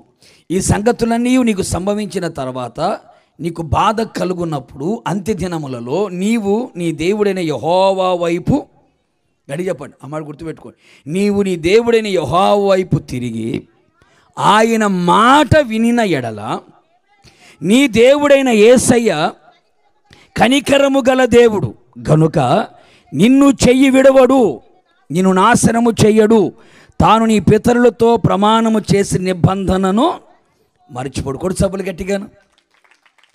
430 సంవత్సరాలు ఐగుప్తు బానిసత్వంలో బ్రతుకుతున్న ఇశ్రాయేలు ప్రజలు దుఃఖము చేత, వేదన చేత బాధించబడుతున్న దినాలు, కష్టపడిన కష్టార్జితాన్ని అనుభవించలేని దినాలు, కట్టుకున్న ఇళ్లలో కాపురము చేయలేక, త్రవ్విన బావులలో నీరు త్రాగలేక, అలాగే నాటిన వృక్ష ఫలములని తినలేని పరిస్థితులు, సుఖము లేదు, సంతోషము లేదు, సమాధానము లేదు, ఆశీర్వాదము లేదు, ఆనందము లేదు, ఆరోగ్యము లేదు. 430 సంవత్సరాలు ఐగుప్తుని ఇనప కొలిమిలో పెట్టబడి కాల్చబడుతున్నారు, కాడి పలుపుల కింద నిలిచిపోయారు, ఆ సంఖ్యల చేత బాధించబడుతున్నారు. ఆకాశమందున దేవుడు వారి దురవస్థను చూచాడు, చూచిన దేవుడు దిగువచ్చాడు, దిగువచ్చిన దేవుడు విడిపించడానికి నాయకుడిగా మోషేను, యాజకుడుగా అహరోను, ప్రవక్తినిగా మిర్యామును ఏర్పాటు చేసుకున్నాడు. వారి ముగ్గురు ద్వారా ఐగుప్తుల నుంచి 10 రకాల అద్భుతాలు చేయించి పాలు తేనెలు కలిసి ప్రవహిస్తున్న దేశానికి దేవుడు తీసుకుని వెళుతున్నాడు. పగటి వేళ మేఘస్తంభం, రాత్రి వేళ అగ్నిస్తంభం వారి ముందు నడుస్తూ ఉంది. వారు వేసుకున్న చెప్పులు అరిగిపోలేదు, కాళ్ళకు వాపు రాలేదు, జుట్టు చెదరలేదు, ముఖముల కళ తప్పలేదు. కావలసినటువంటి ప్రతిదీ కూడా దేవుడు వాళ్ళకి ఇస్తున్నాడు. ఆహారము కావాలనుకున్నప్పుడు దేవదూతలు దీన్ని మన్నా పెడుతున్నాడు. మాంసం కావాలనుకున్నప్పుడు అడవిలో జరిగిపోకపోతే సముద్రంలో పూరేలు కూడా తీసుకొచ్చి పెడుతూనే ఉన్నాడు. నోట్ల నుంచి ముక్కుల నుంచి వచ్చేటట్టుగా తింటున్నారు. సముద్రం అంతా సమృద్ధి గల నీరు, బండను కొడితే బండతో మాట్లాడితే నీళ్ళు వస్తున్నాయి, ఆనంద ప్రవాహములనేది వాళ్ళు తాగుతున్నారు. ఆ విధంగా దాటిపోతున్నటువంటి ఆ రోజుల్లో దైవజనుడైన మోషే ఇశ్రాయేలు ప్రజలతో చెబుతున్నాడు. ఏమని? మీరు మీ దేవుడైన యేసయ్యని పూర్ణ హృదయముతో, పూర్ణ మనస్సుతో, పూర్ణ ఆత్మతో మీరు వెతికితే ఆయన మీకేమవుతాడు? ప్రత్యక్షమవుతాడు. ఒకవేళ అంత్య దినములలో మీకేమైనా బాధ కలిగితే, ఏదైనా బాధ కలిగితే, నొప్పి కలిగితే, వేదన కలిగితే మీరు ఆయన వైపు గనక తిరిగి, ఆయన వైపు కుటుంబంలో సమస్యలు వచ్చాయా, పిల్లల జీవితంలో సమస్యలు వచ్చాయా, శత్రువుల ద్వారా ఆపదలు వచ్చాయా, ప్రమాదాలు వచ్చాయా, నీవు యేసయ్య వైపు గనక తిరిగి ఆయన మాట గనక నువ్వు వింటే, ఆయన చెప్పింది చెప్పినట్టుగా చేయడం నేర్చుకుంటే, ఆయన మాటకి తలదించడం నేర్చుకోగలిగితే, ఆయన మాటకి విధేయత నువ్వు చూపించడం నేర్చుకోగలిగితే, నీవు ఎవరి వైపు తిరిగావే ఆయన నీ వైపు తిరుగుతాడు. ఆయన ఎవరో తెలుసా? కనికరము గల దేవుడు. ఆయన ఏం చేస్తాడంటే ఆయన నీ చెయ్యి విడవడు, అలాగే ఆయన చేసిన ప్రమాణాన్ని ఆయన మర్చిపోడు. నీ చెయ్యి విడవడు, నిన్ను మర్చిపోడు. నీ చెయ్యి విడవడు, మర్చిపోడు. ఎందుకని? నీవు ఆయన వైపు తిరిగావు గనుక ఆయన నీ వైపు తిరుగుతాడు. తిరిగిన దేవుడు నీ చెయ్యి విడిచిపెట్టడు, మర్చిపోయే దేవుడు కాదు. ప్రేమైన సహోదరి సహోదరులారా, ప్రస్తుతపు దినములలో ఎక్కువగా వినపడుతున్న మాటలు ఏమిటంటే, నా భర్త నన్ను విడిచిపెట్టేశాడు, నా భార్య నన్ను విడిచిపెట్టేసింది, మా తల్లిదండ్రులు మమ్మల్ని విడిచిపెట్టారు, మా పిల్లలు మమ్మల్ని విడిచిపెట్టేశారయ్యా. కన్నవాళ్ళు విడిచిపెట్టారు, కడుపున పుట్టిన వాళ్ళు విడిచిపెట్టారు, తోడబుట్టిన వాళ్ళు విడిచిపెట్టారు. అందం ఉన్నప్పుడు, జ్ఞానం ఉన్నప్పుడు, తెలివి ఉన్నప్పుడు, డబ్బున్నప్పుడు, ఆస్తి ఉన్నప్పుడు, అన్ని వైపులా రకరకాల సౌకర్యాలు ఉన్నప్పుడు ఏంటి, మడుగుంటే కప్పలు చేరినట్టు, బెల్లం ఉంటే చీమలు వచ్చినట్టు నీ చుట్టే తిరిగారు. డబ్బు కాస్త తగ్గిపోతే, అందం కాస్త వికారంగా మారితే, ఆరోగ్యం కాస్త పోతే పలకరించే దిక్కు లేదు, మాట్లాడే దిక్కు లేదు. నీ చుట్టూ తిరిగిన వాళ్ళు ఇప్పుడు ఏమయ్యారండి? ఫోన్ చేస్తే అవుట్ ఆఫ్ కవరేజ్ ఏరియా, పక్కనే ఉంటాడు. అబ్బా నేను ఇప్పుడు విజయవాడలో ఉన్నాను అంటాడు. అవునా కదండి? అన్నీ బాగున్నప్పుడు చట్టపట్టలేసుకొని బాగానే తిరుగుతారు. మనిషి స్వార్థప్రియుడు. ఈరోజు నా కట్టుకున్న భార్య, కట్టుకున్న భర్త, కడుపున పుట్టిన పిల్లలు, తోడబుట్టిన వాళ్ళే విడిచిపెట్టి వెళ్ళిపోతున్నారు. శాశ్వతంగా విడిచిపెట్టిపోయిన వాళ్ళు కొంతమంది, మధ్యలోనే విడిచిపెట్టిపోయిన వాళ్ళు కొంతమంది. కరోనా కాలంలో ఎంతమంది భర్తను పోగొట్టుకున్న వాళ్ళు, భార్యను పోగొట్టుకున్న వాళ్ళు, పిల్లల్ని పోగొట్టుకున్న వాళ్ళు ఉన్నారండి. నా ప్రభు అంటాడు, ఇదిగో నీవు నా వైపు తిరిగితే, నీవు నా వైపు తిరిగితే నేను నీ చెయ్యి విడిచిపెట్టను. నేను విడిచిపెట్టేవాడిని కాదు, నేను విడిచిపెట్టే దేవుని కాదు, నీకు తోడుగా ఉండే దేవుడు. నీకు అంతవరకు నీకు తోడుగా ఉండగలిగిన వాడు ఎవడైనా ఉన్నాడంటే ఆయన యేసుక్రీస్తు మాత్రమే. కొడు చొప్పులు గట్టిగా. నీ భర్త అయినా, నీ భార్య అయినా, నీ పిల్లలైనా, నీ వాళ్ళైనా మధ్యలో నేను విడిచిపెట్టి వెళ్ళిపోయే వాళ్ళే. అంతవరకు నీతో వచ్చే వాళ్ళు ఎవరు లేరు, అంతవరకు నీకు తోడుగా ఉండగలిగిన వాళ్ళు ఎవరు లేరు. నీకు తోడుగా ఉండగలిగిన వాడు ఆయన ఒక్కడే. అందుకనే నీకేమైనా బాధ కలిగిందా, నీకేమైనా వేదన కలిగిందా, అలాంటి పరిస్థితుల్లో నా దేవుని వైపు నువ్వు తిరుగు. చాలామంది పాస్టర్ గారండి, అందరూ ఉన్నారండి, అన్నీ ఉన్నాయండి, ఒంటరితనంతో బతుకుతున్నానండి, చేతి నిండా డబ్బు ఉంది, ఒంటి నిండా బంగారం ఉంది, ఇంటి నిండా జనాలు ఉన్నారు, కానీ ఏదో ఒంటరితనం అయ్యా. ప్రేమగా పలకరించే వాళ్ళు లేరు, ఆదరించే వాళ్ళు లేరు. తిన్నావా అని అడిగేవాళ్ళు కూడా వస్తారు, కూర్చుంటారు, ప్లేట్లు తింటారు. నువ్వు తిన్నావా అని అడుగుతారండి. ఇప్పుడు మీ ఆయన నిన్ను పెళ్ళైన కొత్తలు అడిగింటాలే, ఇప్పుడు అడుగు తిన్నావా, ప్లేట్ అంతా నాకేసి పక్కకు పోతాడే కానీ అప్పటికి ఆమె డేక్ష గిరుతుంటుంది అయిపోయిందని. మరి నీకుందా అని కూడా అంటాడా? తిన్నావా అని కూడా అడిగేవాళ్ళు లేరండి. ఎలా ఉన్నావు అని అడిగేవాళ్ళు లేరు. ఎంత రోగముతో ఉన్నా అయ్యగారికి అన్నీ చేసి పెట్టాలా, ఇస్త్రీ బట్టలు చేసి పెట్టాలా. ఎలా ఉన్నావు అని అడగలేదు. బాగలేదయ్యా, బాగలేదా, నెల నుంచి బాగలేదా? ఆ ఇంట్లోనే ఉంటాడు, ఆ ఇంట్లోనే తింటాడు, ఆ ఇంట్లో రెడీ అవుతాడు, ఆ ఇంట్లో పడుకుంటాడు, వెళ్ళిపోతాడు. ఆ మనిషికి నెల రోజుల నుంచి బాగలేదంటే ఈ మనిషికి తెలియదు. వీడిని దేంతో కొట్టాలి? ఇన్ని దేంతో కొట్టాలి చెప్పండి, మీరు చెప్పండి. ఆ ఇంట్లోనే ఉంటారు. వాటికి అందరూ ఉన్నారండి. ఇంటి నిండా జనాలు ఉన్నారు, ఒంటి నిండా డబ్బు ఉంది, చేతి నిండా డబ్బు ఉంది, ఒంటి నిండా బంగారం ఉంది. కానీ లోన్లీనెస్, ఒంటరితనం. చాలామంది అప్పుడప్పుడు కొంతమంది సెలబ్రిటీలు ఉన్నారు, ఊరేస్తూ తెచ్చిపోతున్నారు. ఎందుకని? వాళ్ళు డబ్బు తక్కువ, వాళ్ళకైనా అభిమానులు తక్కువ, వాళ్ళకేం తక్కువ? ఒంటరితనం. లోన్లీగా ఫీల్ అయిపోయి ఎవరు అందరూ ఉంటారు, గొప్ప గొప్ప ఫ్యాన్స్ ఉన్నారు, డబ్బులు ఉన్నాయి, ఆస్తి ఉంది, పేరు అన్నీ ఉన్నాయి, ఒంటరితనం. అందుకని ప్రేమైన దేవుని బిడ్డలారా, నా యేసయ్య నీ చెయ్యి ఎప్పటికీ విడిచిపెట్టాడు. కూడా చప్పులు గట్టిగా. నేను విడిచిపెట్టే దేవుడు కాదు, నేను మర్చిపోయే దేవుడు కాదు. స్త్రీ తన గర్భమున పుట్టిన చంటి బిడ్డనైనా ఒకవేళ మర్చిపోతుందేమో, నా యేసయ్య నిన్ను మర్చిపోయే దేవుడు కాదు. చాలాసార్లు అనుకుంటారు, అయ్యా మా వాళ్ళు నన్ను మర్చిపోయారు. నీ ప్రాణస్థితి నిన్ను మర్చిపోతారు, నీ భర్త నిన్ను మర్చిపోతాడు, నీ భార్య నిన్ను మర్చిపోతుంది, నీ పిల్లలను మర్చిపోతారు. కానీ నా యేసయ్య నేను మర్చిపోయేవాడు కాదు. ఎందుకయ్యా అంటే, నా వైపు తిరిగిన వారి వైపు నేను తిరుగుతాను, నా వైపు తిరిగిన వారిని నేను ఎందుకు మర్చిపోతాను? నేనే దిక్కు అనుకొని, నేనే ఆధారం అనుకొని, నా వైపు చూస్తూ బ్రతుకుతున్న వారిని నేను ఎందుకు విడిచిపెడతాను? నేను ఎందుకు మర్చిపోతాను వాళ్ళని? ఎన్నటికి ఎప్పటికీ నేను మర్చిపోను, విడువను, ఎన్నడు ఎడబాయను. కూడా చెప్పులు గట్టిగాను. ప్రేమైన సహోదరి సహోదరులారా, ఓ చిన్న మాట నా జీవితంలో జరిగిన చిన్న మాట మీకు చెప్తాను. నేను ఈ సేవకు వచ్చి 25 సంవత్సరాలు అయింది. ఈ హోసన్నా మినిస్ట్రీస్లో అడుగుపెట్టి 25 సంవత్సరాలు అయింది.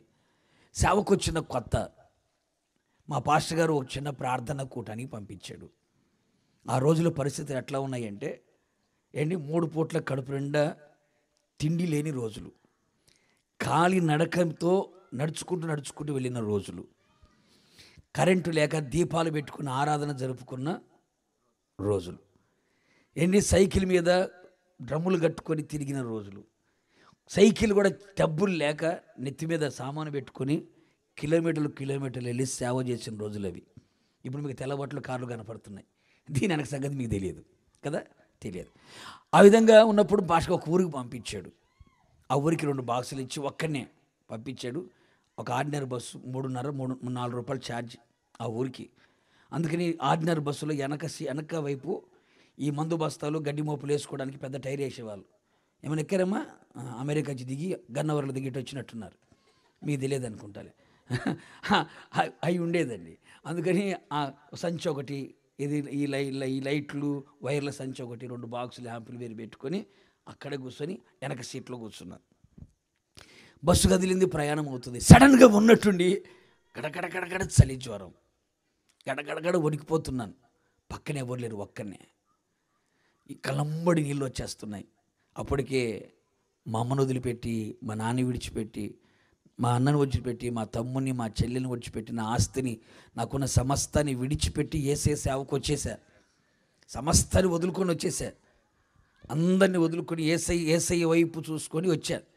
వచ్చే 1-2 సంవత్సరాల లోపే ఏం చేయాలో అర్థం కాలేదు. గడగడ వణికిపోతున్నా. వెనక సీట్లు అలాగే మోకాళ్ళన్నీ డొక్కలు పెట్టుకొని ఏడ్చుకుంటూ నాలో నేను అనుకుంటున్నా, ఏమని, ఇప్పుడు కనుక మా అమ్మ ఉంటే నన్ను ఈ స్థితిలో నన్ను తన ఒడిలో పెట్టుకొని నా తల నెమిరి తలకు నూనె పెట్టి వేడి తడిగొడుతూ నన్ను తుడిచి మా అమ్మ నా పక్కన ఉండేది కదా, మా నాన్న నా పక్కన ఉండేవాడు కదా అని ఏడ్చుకుంటూ అందరిని వదిలిపెట్టి వచ్చాను. నేను ఏడ్చుకుంటూ అలాగే ఉన్నానండి.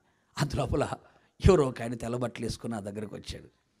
నా పక్కన కూర్చున్నాడు. నా పక్కన కూర్చుంటే నేను మా అమ్మ అయితే, మా నాన్న అయితే ఇట్లా చేసేవాడు అనుకున్నాను కదండి. అట్లాగే నా తలను తీసుకొని ఆయన ఒళ్ళో పెట్టుకున్నాడు.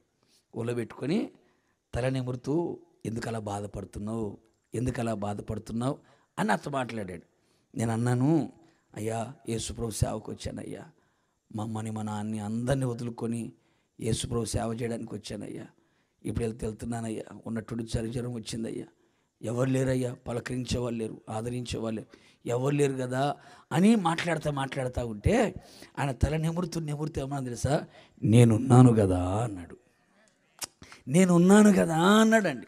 ఆ ఒక్క మాట అనే లోపల ఇప్పటికీ ఆ స్వరం నా చెవిలో వినబడతా ఉంటుంది. నేనున్నాను కదా ఆ మాట అన్నాడండి. ఆ మాట అని ఉలిక్కి పడలేసా. అప్పటికి కొట్టాడు కండక్టర్, వచ్చింది గుమ్మనపాడు అని కొట్టాడు. ఉలిక్కి పడలేస్తే ఆయన లేడు. చలి జ్వరం అంతా పట్టిపోయింది, చెమట్లు పట్టిపోయినాయి. ఆ ముందుని అడిగాను, అమ్మ ఇక్కడ తెల్లబట్టలు వేసుకుని పెద్ద ఆయన ఒక ఆయన వచ్చి కూర్చున్నాడు కదా అంటే, అయ్యా బాబు నువ్వు ఎక్కిన దగ్గర నుంచి ఎవరు నీ దగ్గర కూర్చోలే. ఎవరు కూర్చోలేదా? ఇప్పుడే నా దగ్గర కూర్చున్నాడు తెల్లబట్టలు వేసుకుని ఒక ఆయన తెల్లబట్టలు వేసుకున్నా పక్కన కూర్చుంటే, ఎవరు లేరు బాబు, నువ్వు ఒక్కడివే. అప్పుడు అనుకున్నాను, నా యేసయ్య నన్ను విడిచిపెట్టలేదు, నా యేసయ్య నన్ను మర్చిపోలేదు. 27 సంవత్సరాలుగా, ఈ 25 సంవత్సరాలుగా సమస్తాన్ని విడిచిపెట్టి వచ్చిన ఎవ్వరు లేకపోయినా యేసయ్యే అన్నీ అయి ఉన్నాడు నాకు. తల్లి ఆయనే, తండ్రి ఆయనే, పోషకుడు ఆయనే, రక్షకుడు ఆయనే, ఆరోగ్య ప్రదాత ఆయనే, సంరక్షకుడు ఆయనే, అన్నీ ఆయనే అయి నడిపిస్తున్నాడు. ఎందుకు ఈ మాట ఎందుకు చెప్తున్నా, ఇంత గట్టిగా చెప్పగలుగుతున్నానంటే 25 సంవత్సరాల నుంచి నా తల్లి ద్వారా పొందని ప్రేమని, నా తల్లి ద్వారా పొందని ఆదరణని, స్నేహితులతో ఉన్న సహవాసం అన్నిటికంటే మించి నా యేసయ్య ద్వారా నేను పొందుకుంటున్నాను. ఎందుకంటే నేను ఆయన వైపు తిరిగాను, ఆయన నా వైపు తిరిగాడు. నా చెయ్యి విడిచిపెట్టలేదు, నన్ను మర్చిపోలేదు, నా చెయ్యి మర్చిపోలేదు. ఎందుకని ఆయన వైపు కనుక తిరిగితే ఏ బాధ వచ్చినా, ఏ శ్రమ వచ్చినా, ఏ కష్టం వచ్చినా, ఏ శోధన వచ్చినా, కన్నీళ్ళ మధ్యలో వెళ్ళిన రోజులు ఉన్నాయి, ఆకలి దప్పుల మధ్యలో అల్లాడిపోయిన రోజులు ఉన్నాయి, శోధనల మధ్యలో, శ్రమల మధ్యలో, బాధల మధ్యలో, కష్టాల మధ్య నడిపించబడిన రోజులు ఉన్నాయి. సేవ అంటేనే చావు, సేవ అంటేనే అవమానాలతో కూడింది, బాధలతో కూడింది, నిందలతో కూడింది, కష్టాలతో కూడినది. అయినా ఆయన వైపు తిరిగినప్పుడల్లా ఆయన నా వైపు తిరుగుతున్నాడు. ఆయన నా వైపు తిరిగినప్పుడల్లా నా చెయ్యను పట్టుకుంటున్నాడు. ఇదిగో నేను నిన్ను మర్చిపోలేదు, చూడు నా అరచేతిలో చూడు, నా అరచేతుల్లో నేను చెక్కుకున్నా, ఎలా మర్చిపోతాను నిన్ను? కూడా చప్పులు గట్టిగా. ప్రేమైన సహోదరులారా, నువ్వు జీవము గల యేసయ్య వైపు ఎందుకు తిరగాలి అంటే, ఆయనని విడిచిపెట్టేవాడు కాదు, నీకు తోడుగా ఉండేవాడు. కడ వరకు నీకు తోడుగా ఉంటాడు. తోడుగా ఉండి నిన్ను ఆదరించగలిగిన వాడు, తోడుగా ఉండి నిన్ను ధైర్యపరచగలిగిన వాడు, తోడుగా ఉండి నిన్ను బలపరచగలిగిన వాడు, తోడుగా ఉండి నీకు ఆశీర్వాదాన్ని ఇవ్వగలిగిన వాడు, తోడుగా ఉండి నువ్వు చేస్తున్న ప్రతి ప్రయత్నం సఫలము చేయగలిగిన వాడు, తోడుగా ఉండి వెళ్ళిన చోటనెల్లా నేను కాపాడగలిగిన వాడు, తోడుగా ఉండి ప్రతి స్థలములో నీకు జయాన్ని ఇవ్వగలిగిన వాడు, తోడుగా ఉండి నిన్ను విడిపించగలిగిన వాడు. నీ చెయ్యి విడిచిపెట్టడు, నిన్ను ఒంటరిగా విడిచిపెట్టడు, నిన్ను అనాథనుగా విడిచిపెట్టడు. ఆయన కూడా చప్పులు గట్టిగాను. ఒంటరిగా విడిచిపెట్టేవాడు కాదు. యేసు ప్రభువు అంటాడు, ఆయనకిష్టమైన కార్యాలు నేను ఎల్లప్పుడూ చేయుచున్నాను గనుక ఆయనను ఒంటరిగా విడిచిపెట్టలేదు, నన్ను ఒంటరిగా విడిచిపెట్టలేదని మాట్లాడతాడు. యేసు క్రీస్తు కూడా ఈ లోకాన్ని విడిచిపెట్టి వెళ్ళిపోయే సమయం ఆసన్నమైనప్పుడు తన శిష్యులు హృదయంలో కలవరపడుతుంటే, బాధపడుతుంటే, కృంగిపోతూ ఉంటే, పచ్చని చెట్టుకి ఇలాంటి గతి పడితే మన పరిస్థితి ఏంటని వాళ్ళలో వాళ్ళే మదన పడుతున్న సమయంలో యేసుక్రీస్తు ప్రభుల వారు అంటాడు, నా తండ్రి ఇంట అనేక నివాస స్థలాలు ఉన్నాయి, నేను వెళ్ళి మీకు స్థలాన్ని సిద్ధపరుస్తాను, మరలా వస్తాను, నేను వచ్చి నేనున్న చోటని మిమ్మల్ని తీసుకొని పోతాను అని చెప్పి నేను తండ్రిని వేడుకుంటాను, ఆదరణకర్తని ఎదుగు పంపిస్తాను. ఆదరణకర్త మీతో ఉంటాడు, మీలో ఉంటాడు. నేను మిమ్మల్ని అనాథలనుగా విడవను. కూడా చెప్పులు గట్టిగాను. యేసయ్య నిన్ను నమ్ముకొని కదా వచ్చింది, మిమ్మల్ని చూసే కదా వచ్చింది. మీరు మమ్మల్ని వదిలిపెట్టి వెళ్ళిపోతే మేము అనాథలమైపోతామని వాళ్ళు అనుకుంటున్నారు. నేను మీతో 3.5 సంవత్సరమే ఉన్నాను, అదిగో పరిశుద్ధాత్మని పంపిస్తున్నాను. ఆయన ఎంతవరకు ఉంటాడంటే, నువ్వు పోయే వరకు, నేను మరలా వచ్చే వరకు ఆయన నీతోనే ఉంటాడు, నీలోనే ఉంటాడు. నేను ఎప్పటికీ ఎన్నటికీ మిమ్మల్ని అనాథలనుగా విడువను. కూడా చెప్పులు గట్టిగాను. ప్రేమైన సహోదరులారా, అందరూ నేను విడిచిపెట్టినా, అందరూ నిన్ను మర్చిపోయినా, ఎవ్వరు లేరు అనుకోవద్దు. ఎందుకంటే నీవు యేసు వైపు తిరిగితే నీ వైపు ఆయన తిరుగుతాడు, నీ చేయి పట్టుకుంటాడు. నా యేసయ్య కడవరకు నీతో కూడా ఉండేవాడు ఆయన ఒక్కడే. కొడు చప్పలు గట్టిగాను. అందుకని జీవము గల యేసయ్య వైపు తిరగండి. వ్యర్థమైన వాటిని విడిచిపెట్టండి. వ్యర్థమైన దాన్ని ఆరాధన చేస్తున్నారు, వ్యర్థమైన వాటి కొరకు పరిగెత్తుతున్నారు, వ్యర్థమైన వాటి మీద మనస్సు పెట్టుకొని ఉన్నారు. వాటిని విడిచిపెట్టండి. అదిగో జీవము గల యేసయ్య వైపు మీరు తిరగండి. ఆయన మీ చెయ్యి విడిచిపెట్టే దేవుడు కాదు, మిమ్మల్ని మర్చిపోయే దేవుడు కానే కాదు. ఆయన వైపు మీరు తిరగండి. ఆయన మీ ప్రార్థన ఆలకించే దేవుడు, మిమ్మల్ని బాగు చేసే దేవుడు. ఆయన వైపు తిరగండి. ఆయన నీ మీద జాలిపడే దేవుడు, నిన్ను బహుగా క్షమించే దేవుడు. కనుక ప్రియ సహోదరుడ సహోదరి, ఈ 2వ రాత్రి మరొక్కసారి జీవము గల యేసు వైపు తిరగవలెనని ఈ సువార్తని మీకు ప్రకటన చేస్తున్నాం. మీరందరూ జీవము గల యేసు వైపు తిరుగుదురుగాక. నా యేసయ్య మీ వైపు తిరుగునుగాక. నిశ్చయముగా ఈ ఆశీర్వాదాలన్నీ మీరందరూ అనుభవించుదురుగాక. ప్రతి మాట ప్రతి హృదయములో నా దేవుడు స్థిరపరచునుగాక, నూరంతలుగా ఫలింప చేయునుగాక. ఇది మొదలుకొని జీవిత కాలమంతా మన చూపు, మన ఆలోచన, మన మనస్సు, మన దృష్టి, మన చేతులు, మన హృదయం, మన అడుగులు యేసు వైపే ఉండునుగాక. యేసు తప్ప మరొకరు మనకు కనబడకుండా ఉందురుగాక. యేసు తప్ప వేరొకరు మన దృష్టి మళ్లించకుండా ఉందుముగాక. యేసు వైపే చూచెదముగాక. నిశ్చయముగా ఈ మాటల ద్వారా యేసయ్య మనందరినీ బలపరిచి ఆశీర్వదించి ఆయన ఆగమమునకు సిద్ధపరచునుగాక.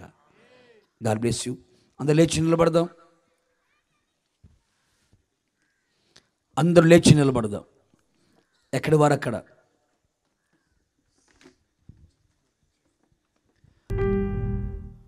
హల్లెలూయా, హల్లెలూయా, హల్లెలూయా, హల్లెలూయా. అందరూ లేచి నిలబడిన మనమందరం ఆకాశం వైపు చేతులు పైకెత్తి నోరు తెరచి ఈ రాత్రి ప్రభు నీతో మాట్లాడిన ప్రతి మాటలని ఒకసారి జ్ఞాపకం చేసుకుందాం. వ్యర్థమైన వాటిని విడిచిపెట్టి సమస్తాన్ని సృష్టించిన సృష్టికర్త అయిన యేసు వైపు చూద్దాం. యేసు వైపు చూద్దాం. యేసు వైపు చూద్దాం. జీవము గల యేసయ్య వైపు, జీవము గల యేసయ్య వైపు కనులెత్తి చూద్దాం. ఇంతవరకు కలవరపడ్డావు, కొండల తట్టు నీ కనులెత్తావు. వ్యర్థమైన వాటి వైపు, వ్యర్థమైన వాటి యందు నీ మనస్సుని, నీ చూపుని, నీ దృష్టిని మళ్లించి వచ్చావు. ఇక ఈ రాత్రి సజీవుడైన యేసయ్య వైపు నువ్వు తిరగగలిగితే, మరణాన్ని గెలిచి తిరిగి లేచిన యేసయ్య వైపు నువ్వు తిరగగలిగితే, నోరు తెరిచి ప్రార్థన చేసుకుందామా? ప్రార్థన చేసుకుందామా? నీవు నాకుండగా, నీవే నా అండగా, నీవు నాకుండగా,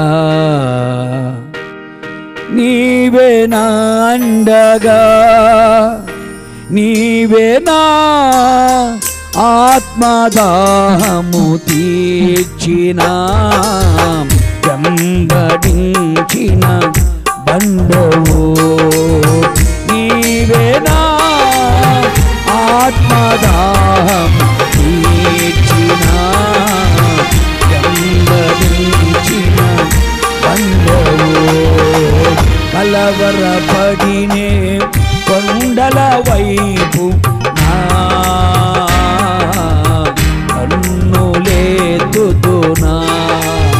కొండల వైపు నా కన్నులెత్తి వధువతో నేను కుమిలెదనా, వధువతో నేను కుమిలెదనా. నీవు నాకుండగా, నీవే నా అండగా, నీవు నాకుండగా,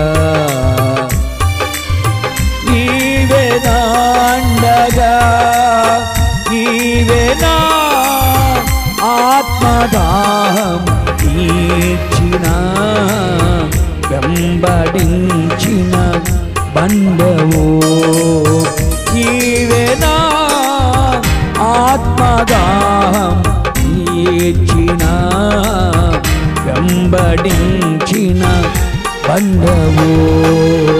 కలవరపడినే కొండల వైపు కన్నులేతుతున్నా, కొండల వైపు నా కన్నులేతి వధువతో నేను కుమిలెదనా, వధువతో నేను కుమిలెదనా. గట్టిగా చప్పట్లు కొడుతూ ప్రైజ్ ది లార్డ్. యేసయ్యా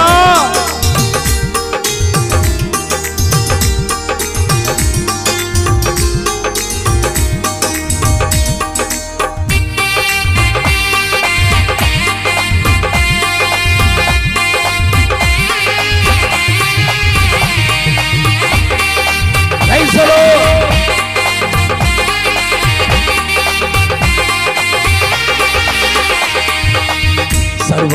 సర్వకృపానిధివి సంపదల ఘనివి, సర్వకృపానిధివి సంపదల ఘనివి, సకలము సకలము సకలము సకలము చేయగలని వైపేన కన్నులేతి చూచెదా, సకలము చేయగలని వైపేన లేతి చూచెదా, నిత్యము కదలని సియోను కొండపై, నిత్యము కదలని సియోను కొండపై, యేసయ్యా యేసయ్యా యేసయ్యా యేసయ్యా, నీదు ముఖము చూచుతూనే అరవసించి పాడేదా, యేసయ్యా నీదు ముఖము చూచుతూనే అరవసించి పాడేదా, యేసయ్యా యేసయ్యా యేసయ్యా యేసయ్యా యేసయ్యా యేసయ్యా నా యేసయ్యా యేసయ్యా నా యేసయ్యా, ఆరాధన ఆరాధన ఆరాధన ఆరాధన ఆరాధన ఆరాధన ఆరాధన, యేసయ్యా యేసయ్యా యేసయ్యా, జీవము గల యేసయ్య వైపు, జీవము గల యేసయ్య వైపు తిరుగు. ఈ రాత్రి ఆ యేసయ్య వైపు నువ్వు తిరగగలిగితే నీ మీద జాలిపోయిన దేవుడు నిన్ను క్షమించబోతున్నాడు. నువ్వు యేసయ్య వైపు తిరగగలిగితే నీ ప్రార్థన ఆలకించబోతున్నాడు, నిన్ను స్వస్థపరచబోతున్నాడు. నువ్వు యేసయ్య వైపు తిరగగలిగితే ఆయన చేయి విడిచిపెట్టే దేవుడు కాదు, నిన్ను మర్చిపోయే దేవుడు కాదు, నువ్వు మంచంత విడిచిపెట్టేవాడు కాదు, అనాథ విడిచిపెట్టేవాడు కాదు.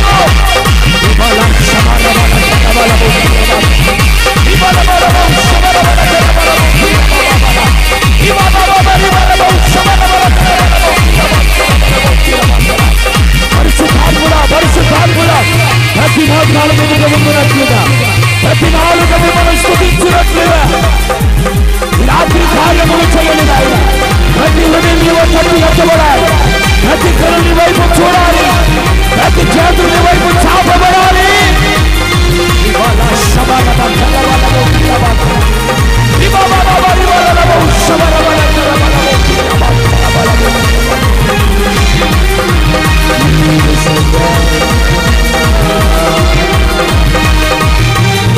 యేసయ్య వైపు, సకలము చేయగలిగిన యేసయ్య వైపు, సర్వయుగములలో సజీవుడైన యేసయ్య వైపు, సృష్టికర్త అయిన యేసయ్య వైపు, ఆరాధనకి యోగ్యుడు, పూజారుడు, స్తుతి సింహాసనాసీనుడు, ప్రార్థన ఆలకించే దేవుడు, స్వస్థపరిచే దేవుడు,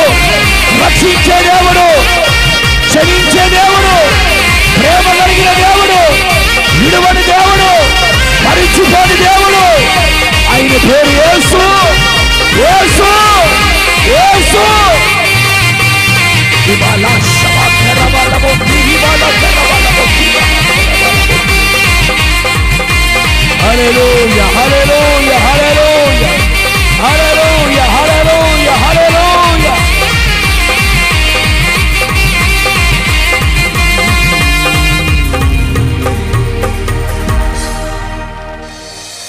జీవము గల యేసు వైపు తిరగవలెనని నీకు ఈ సువార్తను ప్రకటించుచు ఉన్నాము. ఇంతవరకు ఎవరి వైపు తిరుగుతూ వచ్చావు?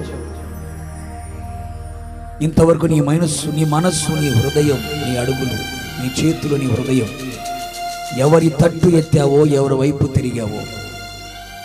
వ్యర్థమైన వాటిని, నిర్జీవమైన వాటి వైపు తిరుగుతూ వచ్చావేమో. ఇది వదులుకొని జీవము గల యేసయ్య వైపు తిరుగు. జీవము గల యేసయ్య వైపు తిరుగు. ఒక చిన్న ప్రార్థన చేసుకుందాం. కృపా సత్య సంపూర్ణుడైన నా ప్రియ పరలోకపు తండ్రి, నీ పరిశుద్ధమైన పాదములకి కోట్లాది స్తోత్రం. ఈ ప్రాంతాన్ని, ప్రాంత ప్రజలు మీరు ఎంతగానో ప్రేమించారు. 3 రాత్రుల సభలు మీరు ఏర్పాటు చేశారు. గత రాత్రి ఘనంగా జరిగించారు. ఈ రాత్రి కూడా మీరు మాతో కూడా ఉన్నారు ప్రభువా. మీ చిత్తానుసారమైన ప్రజలు మీరు తీసుకొని వచ్చారు. నన్ను కూడా బలపరిచారు. నా నోట మీ మాటలు ఉంచారు. జీవము గల యేసయ్య వైపు తిరగవలెనని ప్రకటించుచున్నామని దైవ జనుల ద్వారా మీరు తెలియపరిచిన మాట కొరకు స్తోత్రం.